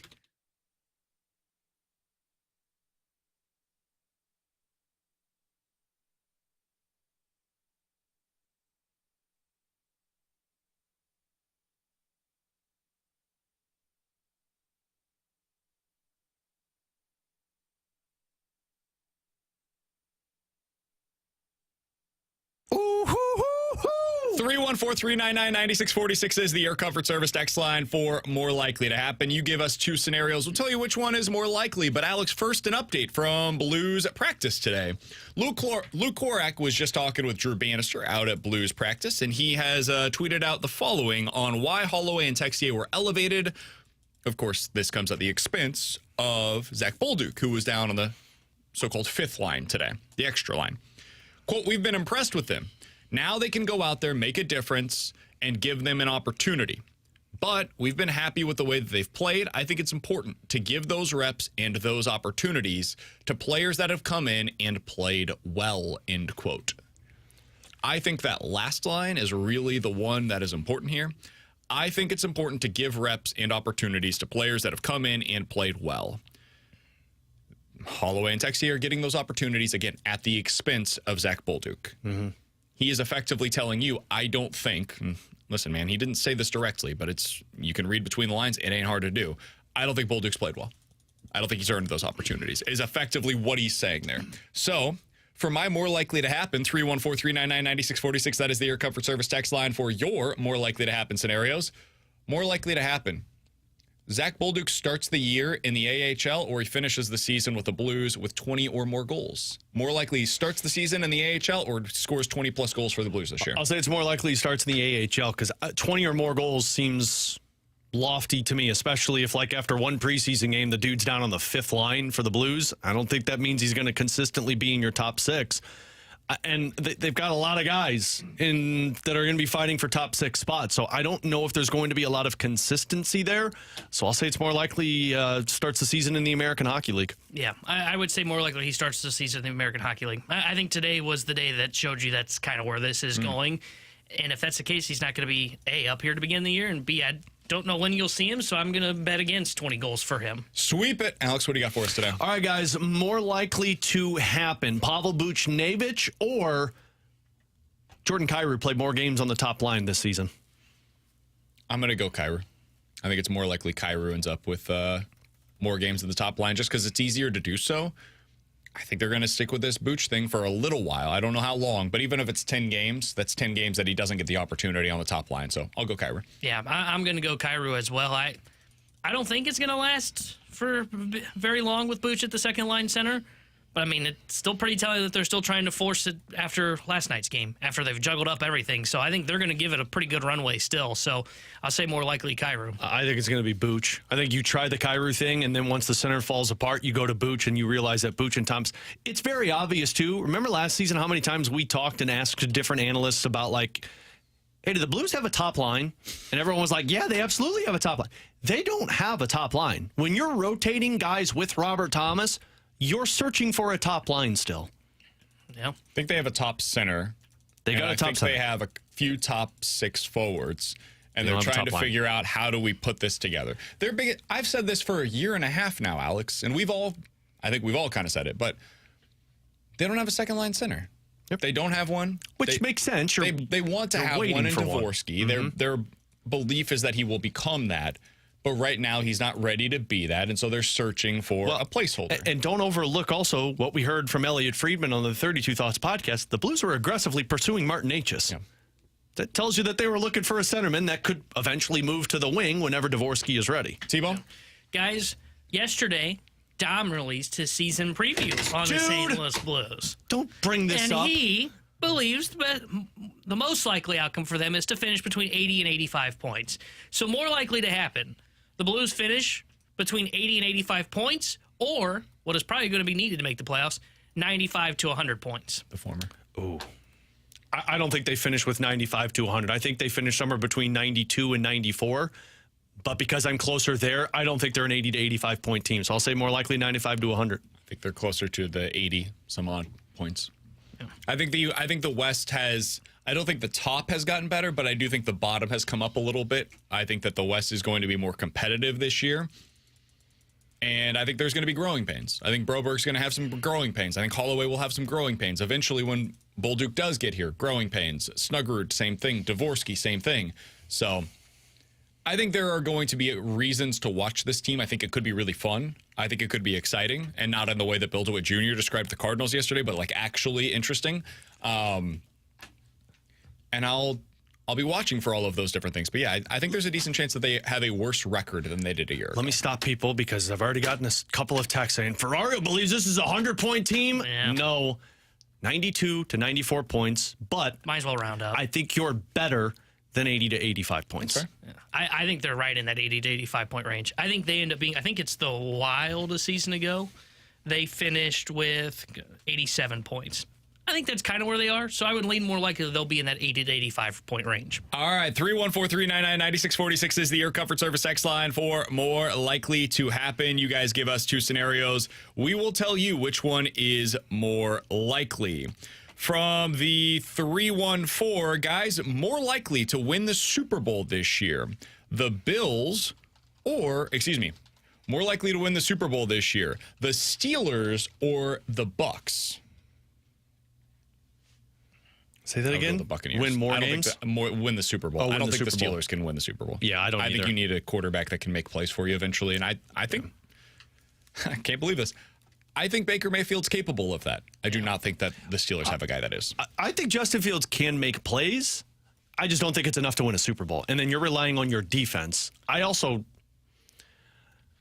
think the Bucks can do that either, but I would give the lean to Tampa Bay to win the Super Bowl over Pittsburgh. Yeah, I would definitely take Tampa over Pittsburgh. I think Pittsburgh's the most overrated team in football.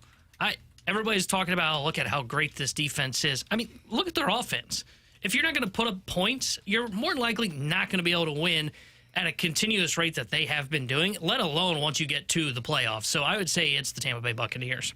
314-399-9646 is the Air Comfort Service X line for more likely to happen. Guys, more likely to trade for Davante Adams, the Saints or the Jets? Jets.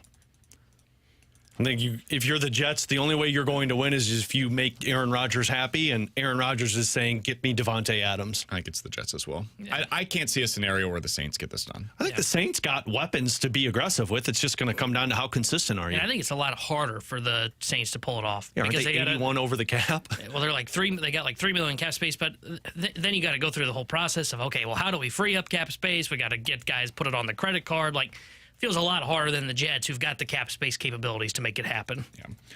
314-399-9646 is the Air Comfort Service text line. We get this every once in a while. More likely the NFL or the NBA adds an expansion team in St. Louis? I still think it's probably the NBA, but I think neither is particularly likely. I want to say NFL because they see the success with the XFL. But I just don't think the NFL is going to ever want to come back to St. Louis with that lawsuit, so I'll say NBA. Yeah, that's where I am. I'd go NBA just because I don't think the NFL would. They see the success, but they also remember the money that St. Louis, they had to pay out. Yeah. So. All right, last thing here, guys. Most likely to get out of the wild card round among the teams that lost yesterday. So which of the teams that are down 1-0 right now is most likely to come back and win? So that would be the Astros against the Tigers. Astros down. The Orioles are down. The Mets are down against the Brewers are down against the Mets, and the Braves are down against the Padres. Which of those teams is most likely to advance to the DS? This one's easy for me. It's the Astros. Same. Yeah. Skubal's able to start one game.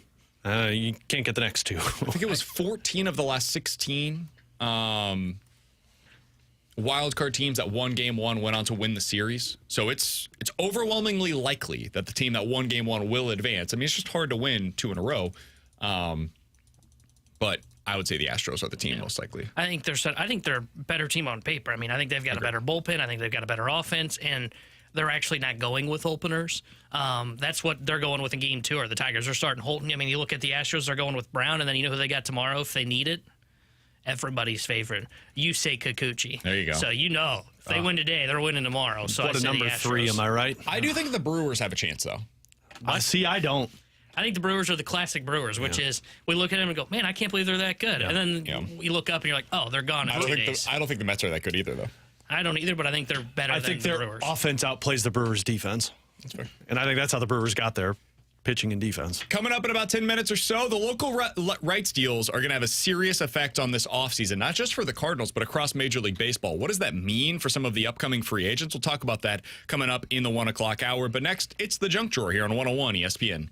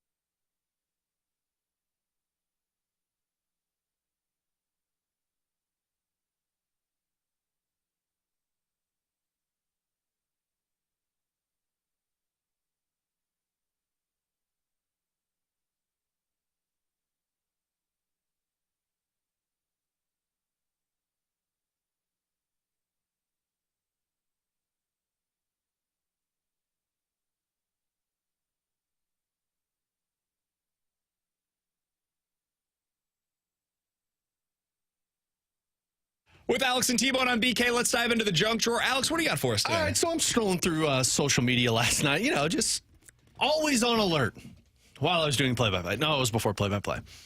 BK did play-by-play. No, he didn't listen. It didn't matter. I came across a list. Oh, yes. And the first thing I thought of was, this would be a good list for BK. Oh, please. 12 common phrases you should never start a sentence with. Ain't one of them. Well, no, it's not words, it's phrases. Oh. Can you give me an example of what we're talking about here? Sure.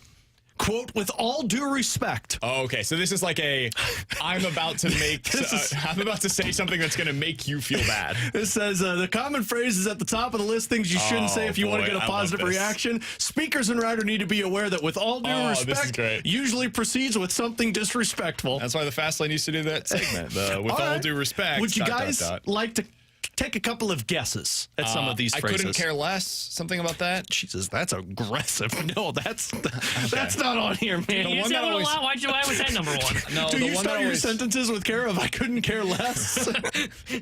The one that bugs me is when people say I could care less. No, man, it's not. Oh, proper English. Is it something like I've done this before? Nope. Or something along those lines? Okay. Nope, that's not on here. You're not wrong, but... Oh. No, but you're along the same line with that one.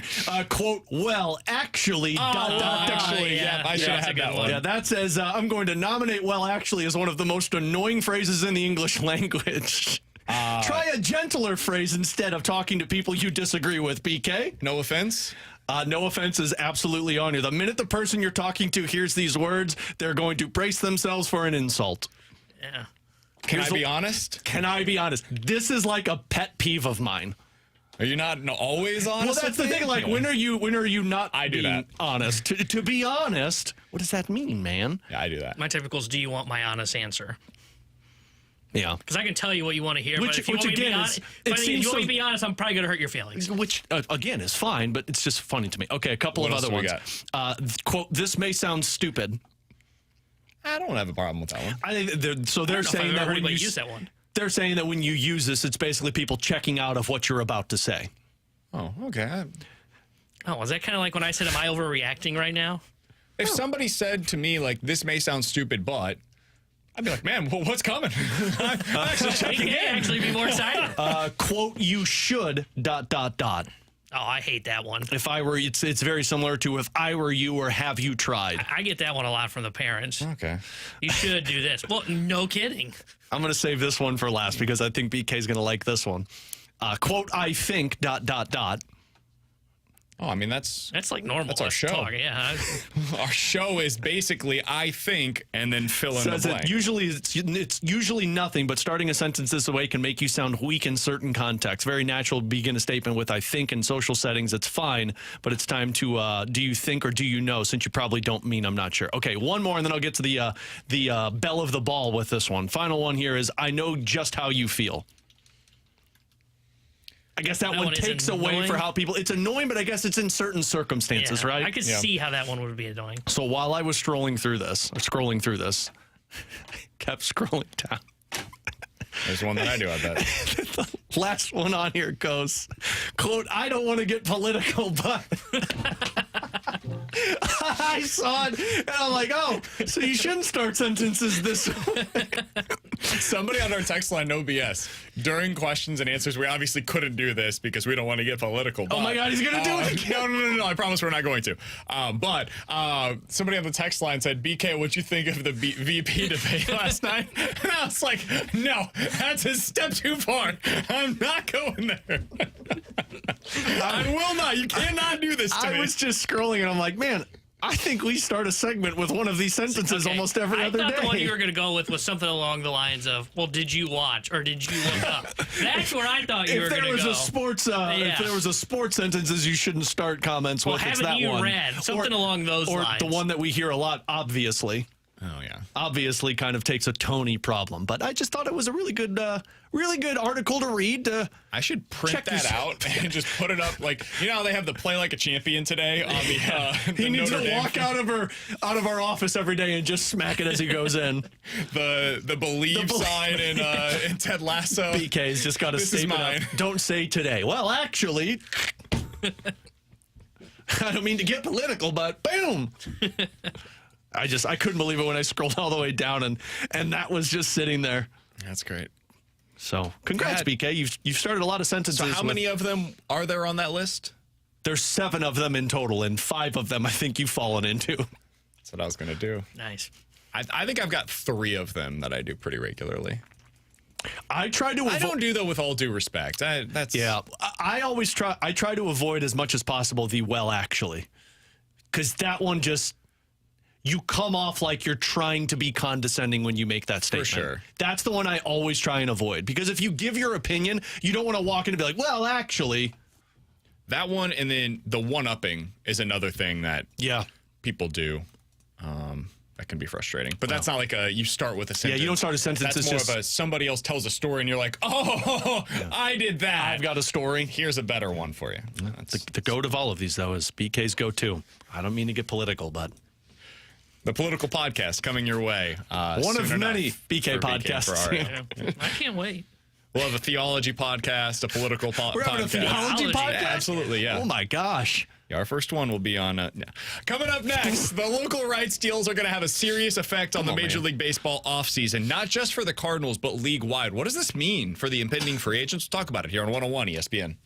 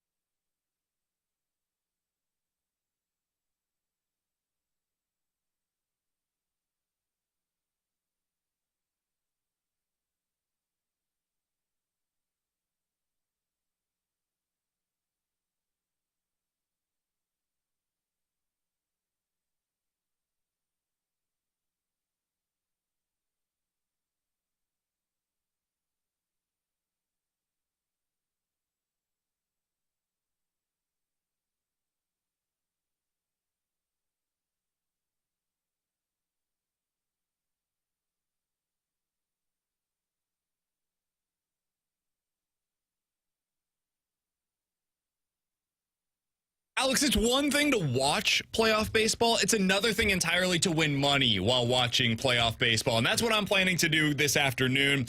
AL wildcards, I want a 2-leg parlay, 2 money lines for me. And I'm going to do this over on the Circa Sports app because it's going to allow me to win the most money possible. I've got the Astros on the money line today. I think they force a game 3.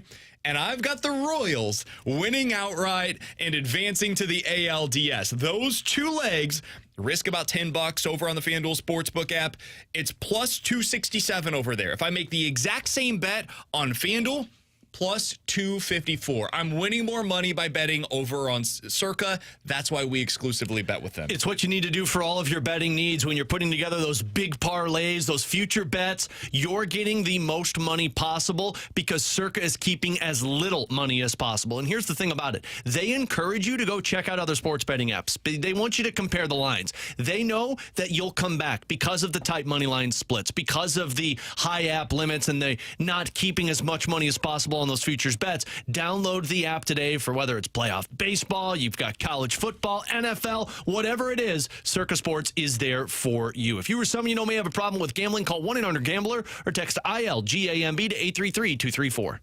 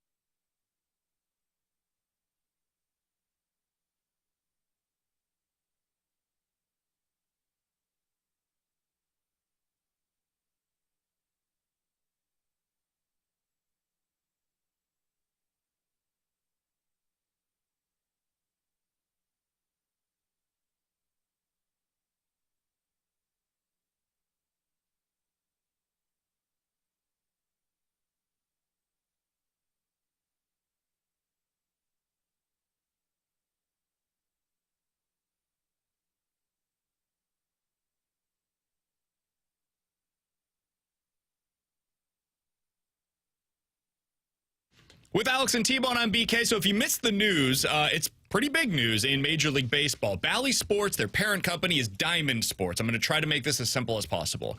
So Diamond Sports owns Bally's, and Diamond Sports is going through their bankruptcy court hearings right now. And today they announced in court that they're going to be dropping every Major League Baseball broadcast that they have other than the Atlanta Braves heading into next season. That's their current plan. None of this can be finalized. I think in November is when they have the next hearing, and we'll get some more details on this. But as of today, what does that mean locally for you? Well, it means that the Cardinals, as of today, are not expected to be broadcast on Bally Sports Midwest in 2025. What does that mean for their broadcast rights? We don't know. I'm not sure the Cardinals know as of today what their plan is. Could be some combination of a local deal like Victory Plus. Maybe they end up on that. Maybe they have, similar to what the Diamondbacks and the Padres are doing in their local markets, a streaming service where you pay like $100 for the year and you get to watch every Cardinals game, whether you're in or outside of the market. For some of you, that'd be a great price, and that ends up saving you a boatload of money. This could end up being really good for fans, actually. But right now, there's just a lot of uncertainty that is associated with it, especially for the clubs. The Cardinals were expecting to get $70 million via revenue directly from Bally Sports next year for their TV rights deals. That's what they got this year, was about $70 million. And now that's gone, potentially, Alex. So if you zoom out a little bit, beyond just the Cardinals, all of the teams, I think was it 13 that previously had Bally Sports as their primary TV rights holders? That's a lot of money that's not going to be there next year, revenue-wise. And we saw what this did last year for teams like the Twins and the Diamondbacks and the Rangers with the uncertainty of their TV rights deals. This is going to have an effect on the offseason, not just here in St. Louis, but across Major League Baseball. What do you think this is going to do for the interest level of the sport this offseason, Alex?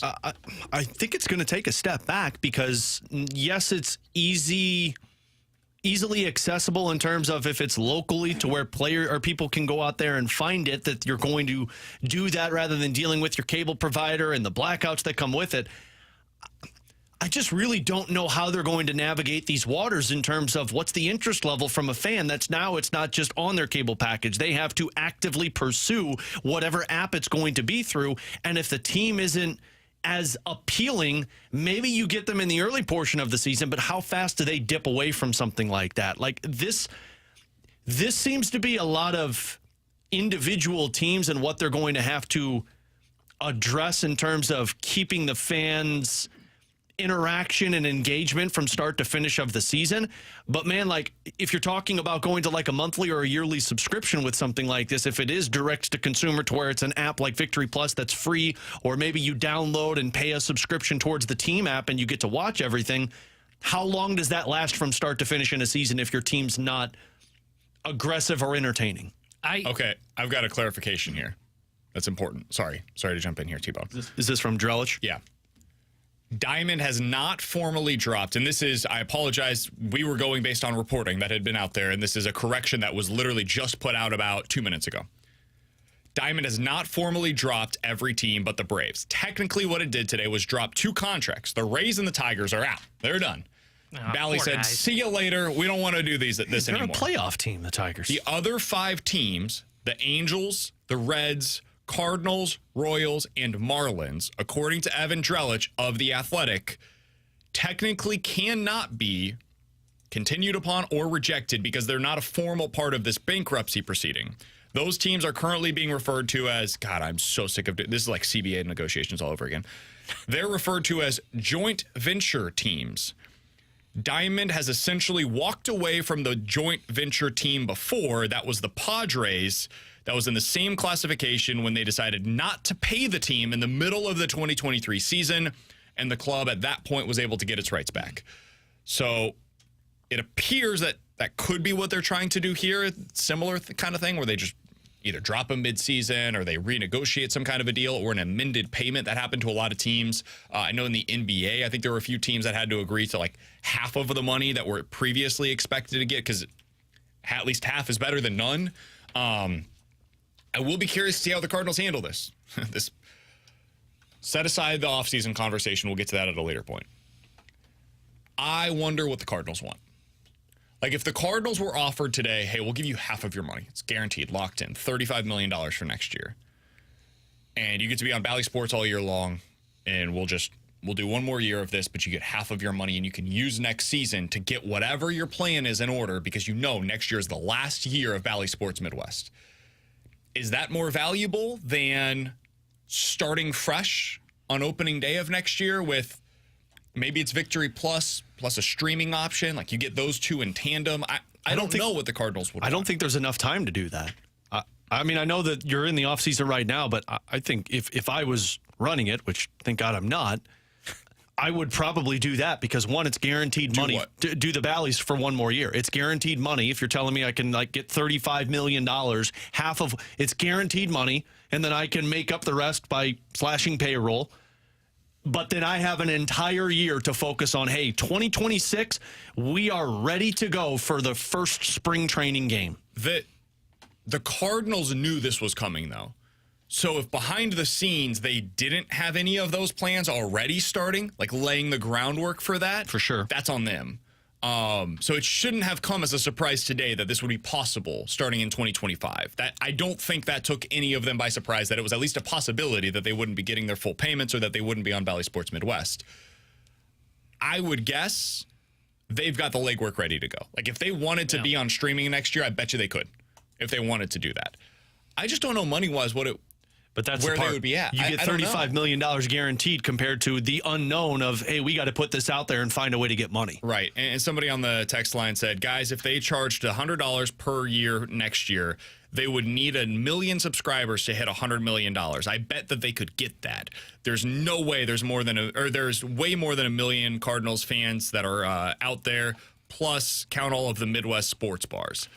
I don't know if I agree with that, man, because what they're probably going to do is not just exclusively have that streaming service. The streaming service will probably mostly be for places like Iowa and like rural Illinois and like mid-Missouri, where places like that are at times like just blacked out of Cardinals games because you can't see them on MLB TV and you can't get Bally Sports Midwest. Like in Kansas City, for example. If you're a Cardinals fan living in Kansas City, it's possible you'd be blacked out there. But so that the streaming service would be helpful for those people. If you're in St. Louis, my guess would be there will be a local option available for you. That's my guess. I don't know that to be true, obviously, but Victory didn't come out of nowhere. Like let's read between the lines here, right? We can kind of all see it. The Blues, Alex, you streamed a game last night, right? Mm-hmm. What was that on? Yeah, Victory Plus. It's on Victory Plus? And the Blues app and the Blues website. I wonder why.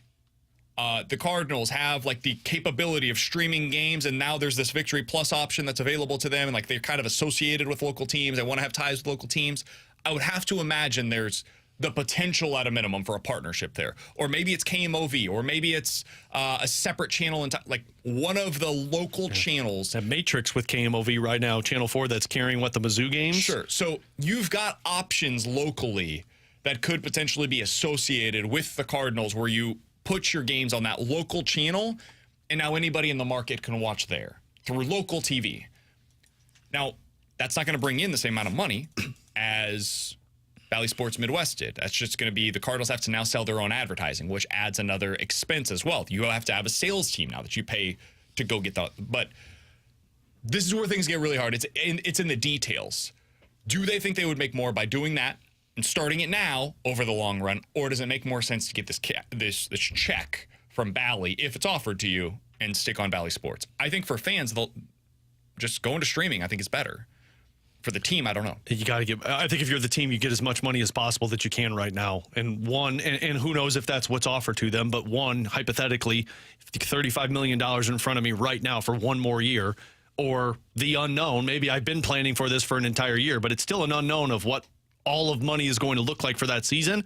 I think if you're the Cardinals and you're that concerned about it, you go $35 million and go one more year and then spend an entire year preparing for all of the subscribers you're going after, the sponsorships that you're going, the advertising that you're trying to bring in, and try and match that $35+ million the following season. Yeah, it'll be interesting to see because they clearly, I don't know if clearly is the right word, but I mean, based on the tea leaf from what was said at that press conference last week or earlier this week, certainly sounds like they have the groundwork in place and they feel like they're going to be going to the streaming model. Now, how confident are they in their model numbers and what they're going to be able to pull in? That we don't know. That is what's going to determine their decision. If they believe they can make up for that money and they can do it and just rip the Band-Aid off and go for it next year, then that's what they will try. Sure. But I'm kind of with you. I would think that the better outcome would be, hey, let's take the $35 million, gives us another year to kind of run our numbers, figure out where we're at as an organization, figure out how we're going to market this team that we're kind of tearing down to the studs, if we're being a little bit honest here, and how we're going to sell that product to our fans. One more thing here from the 636. Guys, if you believe that the DeWitts are going to do something that's best for the fans, you may have missed a detail or two over the last few years. I'm not telling you they will do it because it's best for the fans. I will tell you that it is a consequence of these actions that it could actually end up being good for you as a fan. Like, if you are somebody that is listening right now in Iowa, for example, that's the place that always gets discussed in these because it's like 7 different teams are blacked out in the state of Iowa. Yeah. Right now, you're just screwed. There's just no way for you to watch the Cardinals unless you go to an illegal stream. It's just the truth. If the Cardinals get this streaming service intact and you no longer want to watch your illegal streaming service that you're currently potentially using, maybe, possibly, if you want to watch the Cardinals. Don't worry. Then this would help you. If you're somebody locally that is currently paying for like Fubo TV, or you're paying for cable and the only reason that you have it is because you want to watch your Cardinals during the summer. Like, I'm sure there's a lot of families across St. Louis that's the case for, right? You'd rather cut the cord, but you haven't because you just want to watch the Cardinals over the summer. Well, this could actually end up being much cheaper for you, and it's possible that it ends up on a local network where you have to pay nothing, and you can get it via the new version of the digital antennas. So it could end up being good for you, but they're not doing it because it's good for you. They're doing it because it's in the long-term benefit of the team. Does that make sense? I'm fascinated by all of this stuff, man. From a business perspective, it's super interesting. And just from a television rights perspective, all of this has been thrown in such flux. It's tough out there right now for local rights deals. The one league that is immune to all of this is the NFL because all of their stuff is national. Right. And so it all gets thrown into this package, but no other league the NFL and college football, those are the two that can get away with this because everything is so nationalized. Every other sport is very localized. It's hyper-local, and especially for Major League Baseball, their national deals are nothing compared to what they make on a local level. I'd say the NBA is getting closer to that. Sure. But they still have some regional aspects, too. I mean, they're affected by this for sure. Yeah, they've got a few games a week that's on national television. Every NFL game is nationally televised. Yeah. Every single one of them. And the Blues, obviously, they're on Bally's for one more year, and then that one's kind of the question mark. But, I mean, you're seeing a lot of NHL teams. There are 3 that I think are attached to Victory Plus from start to finish of the regular season. There are a couple that are doing their own streaming service on their website that's simulcast. So you're seeing the NHL already start different directions of what they're trying to accomplish. Meanwhile, baseball's like, whoa, we got blindsided. Where'd this come from? Coming up in about 10 minutes or so, we'll talk to Chris Kerber, the voice of the Blues. But next, let's get into a college football roundup. Some interesting stuff going on across college football. Now, next here on 101 ESPN.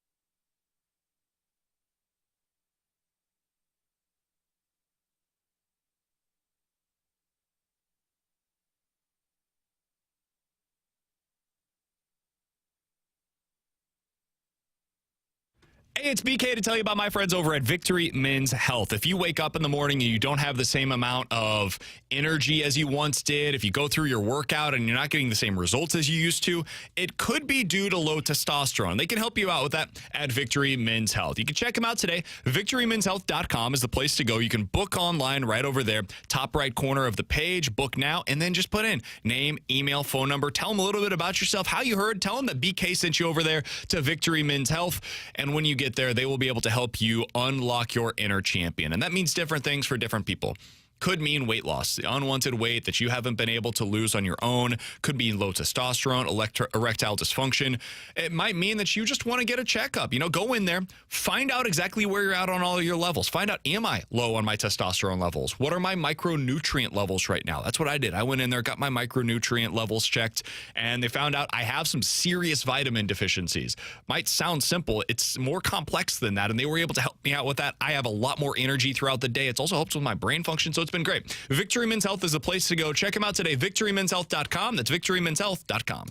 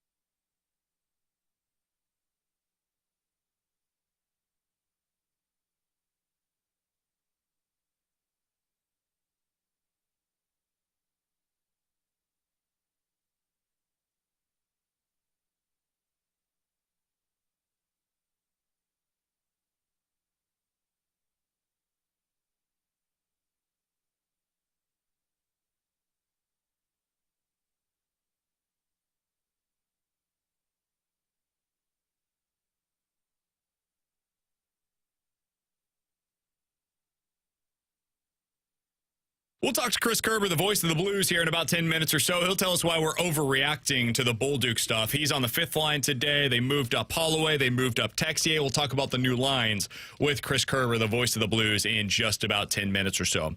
But, Alex, it's been a really compelling college football season thus far. It's really unfortunate that T-Bone can't appreciate any of this because he's so worried about the fact that there's 12 teams now in the college football playoff. It is ridiculous. It ruins every game for him. He watched that Alabama-Georgia game over the weekend, Alex, and all he could think was, man, if only this were an elimination game, I would be able to enjoy what I'm watching. In September. Didn't it feel like Chiefs, Bengals, week 5, where nobody really cares? No, it didn't feel that way at all. And that one was actually. also still exciting. And the reason why is because now Georgia has zero margin for error. Yep. Like Georgia, the rest of the way, they have to go up against Texas later on this season. They have to go up against Ole Miss later on this season. Both of those games on the road, and then Tennessee at home. They can lose 0 of those games. And if they lose any of them, now it is effectively an elimination game for them. And I enjoyed the hell out of watching that game at Alabama. It was fun for me. Unfortunately, T-Bone was not able to enjoy himself. Could have been better. It was not an elimination T-Bone game. T-Bone doesn't like fun, man. I do want to get into a quick college football roundup, though. Getting into some of the top storylines in college football. No, don't do it. This is good. My throat hurts. Yeah, it's a lot of it's the radio middle yesterday. of fall, man. We don't do that. Yeah. We're not going to be able to do any free agency roundups this year. Well, Don't worry, nobody's going to be spending money, so you're fine. That's true. There will be no roundup. A roundup. Yeah, As of my today, throat hurts. the best team in the country is blank. Alex, how would you fill in that blank? Best team in the country is, I would say, Texas. It's hard because Texas hasn't played anybody, and I know Alabama just beat Georgia, but I feel like Georgia's got flaws just like Alabama has flaws. And Texas, although they haven't played anybody, they look elite in almost every single category I've seen them play. And they did play Michigan, and while I'm lower on Michigan than most, it's at least a solid matchup. And I think when we talked about this last week or earlier this week, somebody mentioned Tennessee has looked elite, and I think they're top 5 in almost every category. Totally agree with that one. I'd put them up there as well, but we've talked about this in the past. Their head coach concerns me in terms of what the end of the season looks like. I've got Alabama.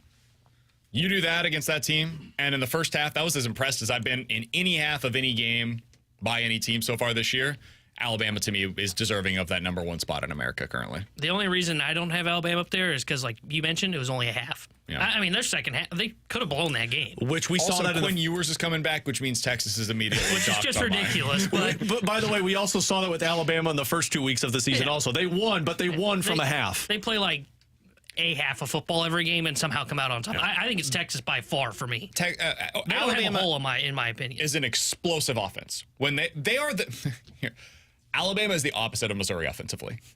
Missouri exclusively gets They're like 5 Army. yards on Can't every wait for that matchup. on every play. Alabama exclusive, it's like 50 yards or nothing. And so that's Mizzou's like 5 yards or nothing. well, Mizzou is 4, 4, 4, 3, 4, 4, 4, Punt. 3. Yeah, well, we Missed try not field to do goal. that. Yeah, that's the thing. They get past, as Gabe DeArmond told us yesterday when Alex had to figure some stuff out. Look, man, there were transactions coming out of my account from France, okay? So Alex had to step out. Gabe mentioned, I think it's like 75% of Missouri's drives have gone beyond the 50 this year. All of them are getting into opposing territory. They're just not scoring enough. Anyways, so I've got Alabama. You guys have Texas. As of today, would you guys vote for Travis Hunter as your Heisman? Would he be a non-quarterback? Would be, in your opinion, the Heisman Trophy winner? Right now? I would, because of him playing 2 different positions, and not just playing those positions, but being elite in those positions. I'm not as sold on Colorado as some are. I don't think Colorado's great. Agreed. But I think when you're playing 2 different positions and the premier positions of playing a wide receiver and a defensive back like Hunter is, that would be my leading candidate for the Heisman. Yeah. I'm 100% in on him being the favorite for the Heisman. I mean, he's got 6 touchdowns, 561 receiving yards, and he plays 2 positions, to Alex's point. He barely comes off the football field. It's like what you watch in Major League Baseball with Ohtani. You're like, wait, that guy can pitch and hit 50 bombs? How many picks does he have? That's what Hunter is for them right now. I don't know if he has. I think he's got maybe 1, but he's wanna say just 2. He's a presence when he's out there. Like, teams are avoiding throwing the ball his He's direction. got 7. Oh, no, that's just this year. He's got 2 this season. Okay, I was going to say, but he's the best player on the field across any game that he would play in right now because he can do it on both sides. He's got 2 interceptions and 1 forced fumble. Yeah. And the forced fumble was huge. Yeah. And the interceptions have been massive plays when they've taken place. He's already at 560 yards through the air. He's already got more touchdowns receiving than he had all of last season, and doing what he's doing on the defensive side of the ball. He's playing like 90% of their snaps overall. Like offense plus defense, like 90% of the snaps. As of today, he would be my Heisman pick, and it's because there's no quarterback that has really taken off. Milroe is the guy that has the chance to do that. He's playing for the number 1 team in the country right now. He just had a special game. What he's done this year, my buddy that's an Alabama fan texted me last year, was like, hey, I think Jalen Milroe can be a similar player to what Vince Young was. And I was like, whoa, let's slow down there, dude. I think you're underestimating how bleeping good Vince Young was back in the day. I texted him on Saturday. I said, I would like to revisit the Vince Young comparison because he looks very similar to him in the style of performance. That guy is amazing, and he's making a case right now to be a top 10 pick in the NFL draft next year. If he keeps that up and Alabama goes the rest of the way and potentially finishes undefeated, it will be hard for Hunter to overcome that. A quarterback of that caliber on an undefeated team in the SEC, that probably wins it. But if they lose a game or 2 down the stretch and Hunter continues doing what he's doing, that is the formula for Hunter to end up being a non-quarterback that wins the Heisman on a team that potentially loses 4 games. That almost never happens. It's borderline unprecedented in the modern era. Who was the last of college football. non-quarterback to win? It was Smith, right? Yeah, Devontae Smith. But he played on a national championship. And he team. put up and he absurd played numbers. kind of 2 ends of the ball, right? Wasn't he was offense special and teams special center. teams? Yeah, and that helped him too. Yeah, punt return helped, but Travis Hunter is even different than that. I mean, this would be like Charles Woodson. Like, that's kind of what you're looking at for him. Coming up next, let's talk to Chris Kerber, the voice of the Blues here on 101 ESPN.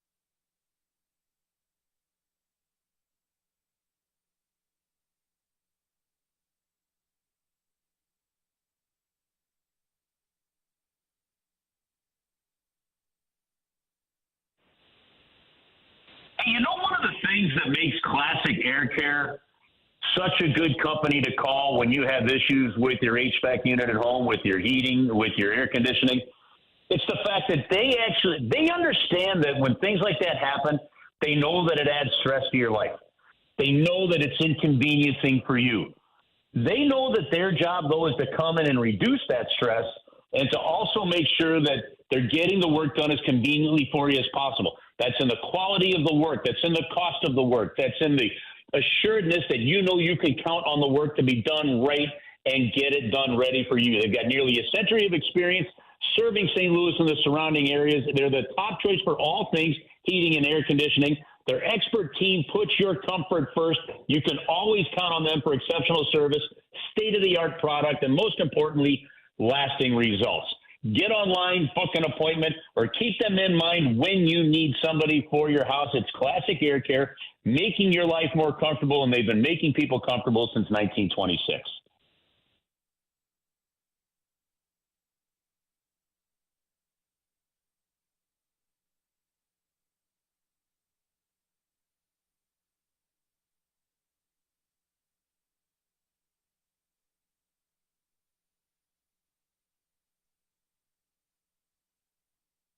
Terry Hendricks here at the Sports Center update brought to you by Saliga Heating and Cooling. Major League Baseball Game 2 of the Wild Card Series are today. And here on 101 ESPN tonight, you can hear Padres versus Braves with pregame coverage starting at 7 o'clock. And tomorrow night, Blues will be back in action as they take on the Dallas Stars in preseason action. Pregame coverage starts at 6 o'clock with Alex Ferrario. Then puck drop at 7 with Joey Vitale and Chris Kerber. The Sports Center update is brought to you by Saliga Heating and Cooling, an independent American Standard heating and air conditioning dealer.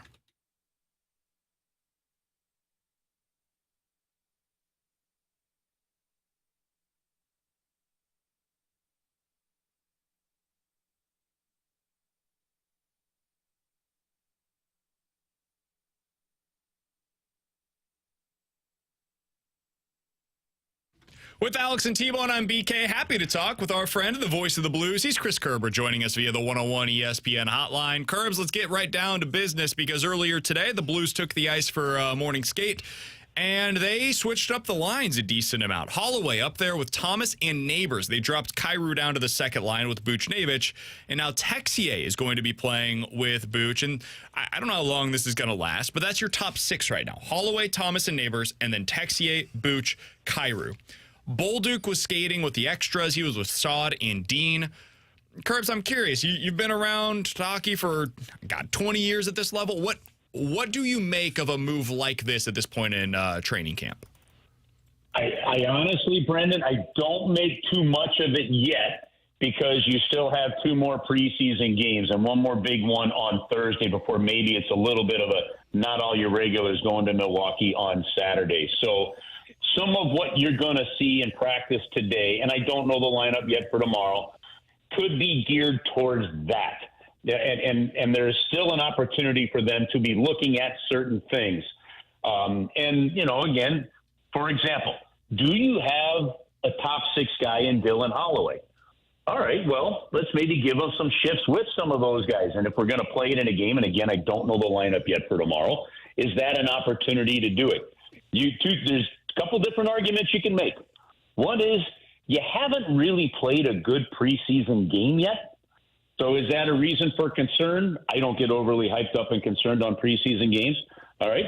And if you're still trying to sort things out, that's another reason and opportunity for it. So I'm not overlooking too much into it yet because I want to know what that lineup is, and we still have until next Tuesday to really figure out what the opening night lineup's going to be. Kerbs, I know it's only been 3 games for Pavel Buchnevich at center in preseason, and in a majority of those games, he really hasn't had a full NHL lineup with him on the wings.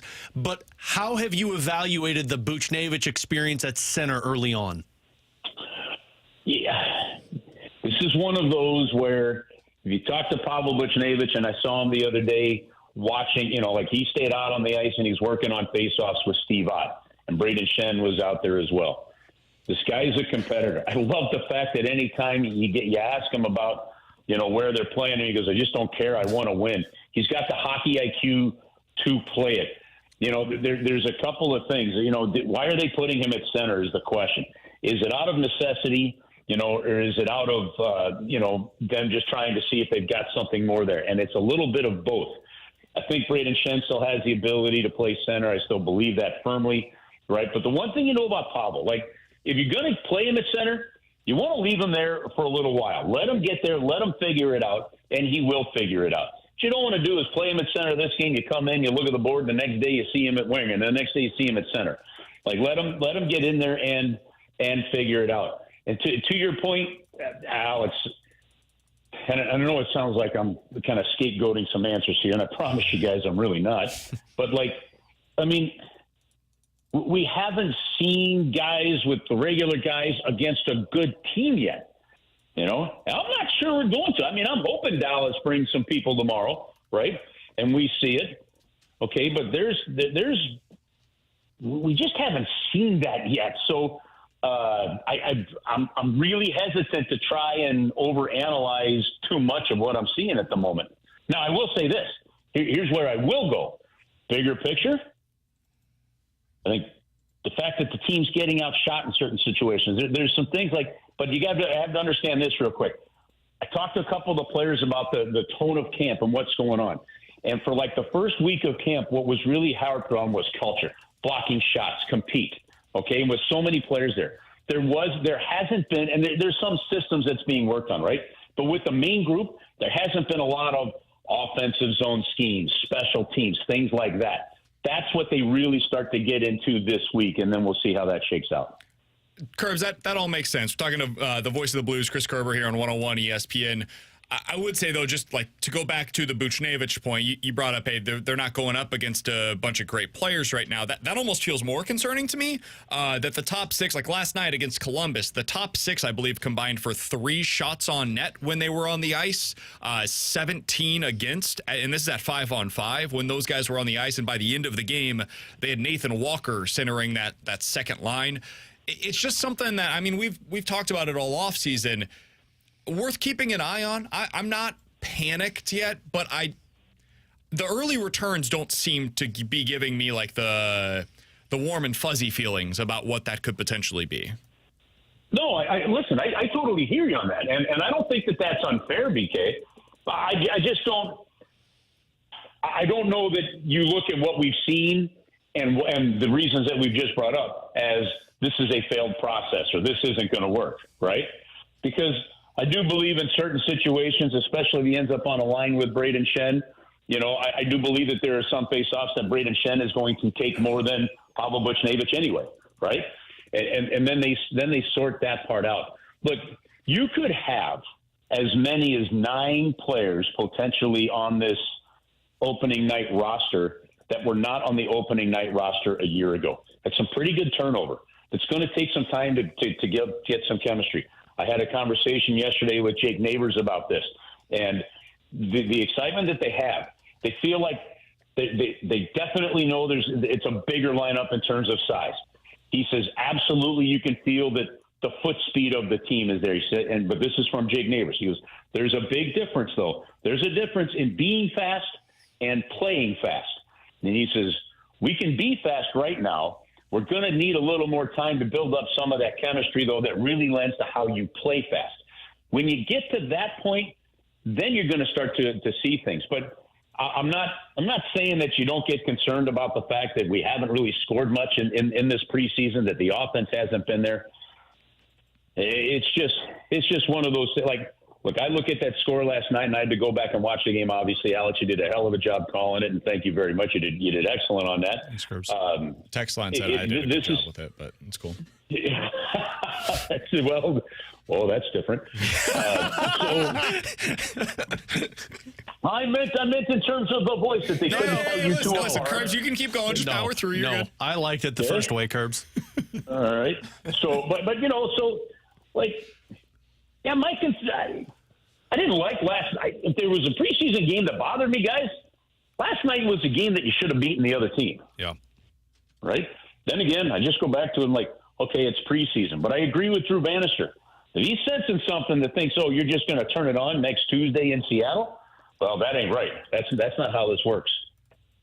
Curbs, we appreciate the time as always, man. And we will certainly be talking with you next Wednesday as we get into the Blues regular season. And that's really when we can have some legitimate reaction. When we talk to you next time, we will see the Blues on the ice the night before in a regular season performance against the Seattle Kraken. So looking forward to talking with you then. Thanks for the time as always, my friend. We'll talk with you again next Wednesday.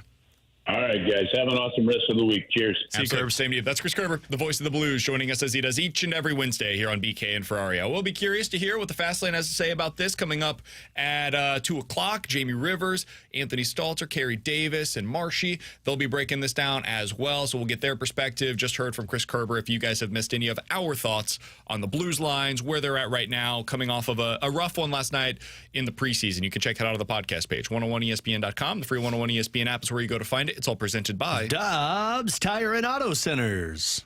Guys, I feel no better and maybe worse about the Blues after hearing that conversation. I'm not going to start panicking until I see them play a regular season game. That's where I fall in line. Maybe I feel like I'm screaming at clouds, but I mean, when I hear that, what was the tone of camp? Okay, it was about culture, it was about compete. They just got called out for compete last night. We talk about, well, they're not. Time out. I'm gonna do a scorecard for you over here. Check one, T-Bone. That's a good point. Yeah, thank you. We talk about, they're kind of working on stuff, and Kerber's mentioned, we haven't seen them go up against good competition. Okay, well, the whole team just got called out for not playing well, and they just had to juggle up the whole top six because of this. Check. Half. The first point was better, but that was a good one as well. It was fine. The other thing for me that is one thing that I'm not going to buy at all is this, well, they got to work on their chemistry together. Guys, most of the top six that they went into with last night's game, Buchnevich, Shen have played together. I think Bolduc was on a line with those guys at some point a little bit last year. Thomas, Kyrou, and Neighbors have played together. If we're talking about the bottom six, that's fine. Because I will agree, there was a lot of shuffling in the bottom six. Your bottom six was better than your top six, so honestly, check to T-Bone. And that's what I just... And frankly, if that's something that this is something that immediately came to mind, I wasn't going to say anything, but here we are. If something that you need to focus on is chemistry and developing that chemistry with those players, you know who's doing that right now in the preseason? Not to bring up old subject, Craig Berube with the Toronto Maple Leafs. Alex, every day when the Maple Leafs are getting ready to play another game, Alex comes in, he's like, look at what Berube's doing. Starting top all the pros. six is all of the dudes that are going to be in the top six on opening night. And Alex said these guys are going to hate that. But what it does is it does build up that chemistry. If that's who you're going to be playing with, well, then let's get them time. I understand why the Blues did it the way they did. I said at the time I liked it.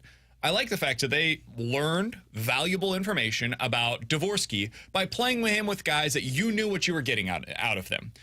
But this is the byproduct. The byproduct is you might not get that necessary time, that ramp-up period of guys playing with who they're going to be playing with on opening night. And if I could be honest, I don't really care about building chemistry with guys that played together last year. Frankly, it didn't work last year. I would be building more chemistry with a Holloway, with a Robert Thomas or a Pavel Buchnevich. I would be building more chemistry with seeing like what today was. What is a Texas? I would be putting different players with different players that didn't play last year because last season didn't work. Sure, you pushed down the stretch, but it was desperation hockey.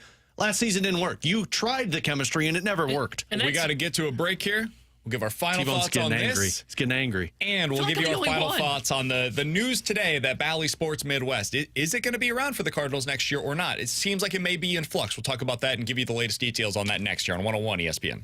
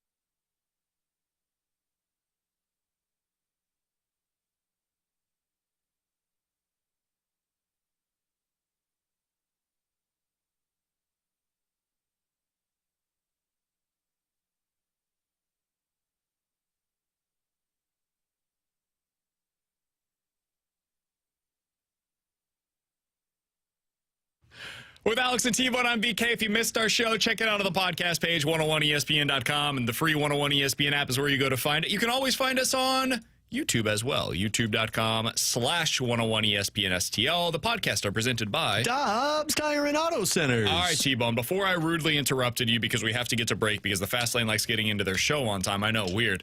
What just happened? What was the final thing that you wanted to get out on the Blues, their lines, Bolduc getting dropped, and their lack of performance that you've seen so far in the preseason? I know I'm coming off as the sky is falling. I do think it's fair to start raising some red alarm bells, because of all three things that I just listed off in that last segment of, well, if the whole idea of training camp was about culture and compete, they just got called out for compete.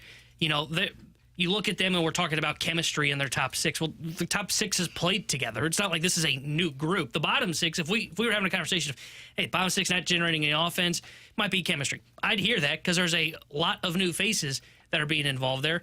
And just the fact of the matter that they just kind of reshuffled everything in their top six, really in their top nine today by moving Bolduc down even further. Point it to a team in the NHL right now that's doing that. I haven't seen any reports like Craig Berube's like mixing up the lines a whole bunch in training camp. I can't speak to that because I don't pay attention to the other lines the way that I do the Blues. I'm just being totally candid. I mean, teams are switching up lines, but it's mostly because guys have been sent down. Like for Berube, the first couple of games, he's playing the pairs. He's going like Tavares with Marner. Sure. He's going with Nylander and Austin Matthews. He's going to flip the third guy. You do pairs, you always flip the third guys. Here's the thing that I think they are talking about with those top lines building chemistry. So your top line in preseason game number 1, Neighbors, Buchnevich, and Zach Bolduc. Your top line in game number 2, Shen, Dvorsky, Laferriere. Your top game in game number 3, Robert Thomas, Zach Bolduc, and Jordan Kyrou. Your top line in game number 4, Thomas, Kyrou, and Shen. Your top line in game number 5 was last night. You had Thomas, Kyrou, and Neighbors. They've had different lines every single game. You've had pairings that are the same. But we're acting like these guys have never played together. No, I know. Like, it's not like it's Foxa who's never played with a Holloway or Texier who could have been on his wing. Oh, that one makes sense. Those guys have never played together. Thomas and Kyrou have been teammates for how long? It's been a while, and we'll see what happens. We'll see what happens for tomorrow night, what the lines look like for that game, and if any of this ends up mattering once we get into the regular season. I'm always skeptical of that. I look at spring training stats. I'm like, I don't really care for the most part. Same thing is true for the most part, again, with what teams do during the preseason for the NHL. Just don't look at the Cardinals in the preseason versus the Cardinals do have some news. I'm sure the Fast Lane will talk about this at length today. It sounds like they are at least in flux with their TV contract. It's not firmly decided right now that they will not be on Bally Sports Midwest, but things are kind of trending in that direction. We will talk about that a little bit more tomorrow. We will also have somebody on from Boston to tell us about Chaim Bloom's experience there. We'll see what he has to say about Bloom and what that was like. Can't wait. Apparently they call it the Bloominati out there, the people that are very much in favor of I can't wait to hear about the Mookie Betts deal. About that. He's Alex, that's T-Bone. I'm BK. Fastlane coming up next.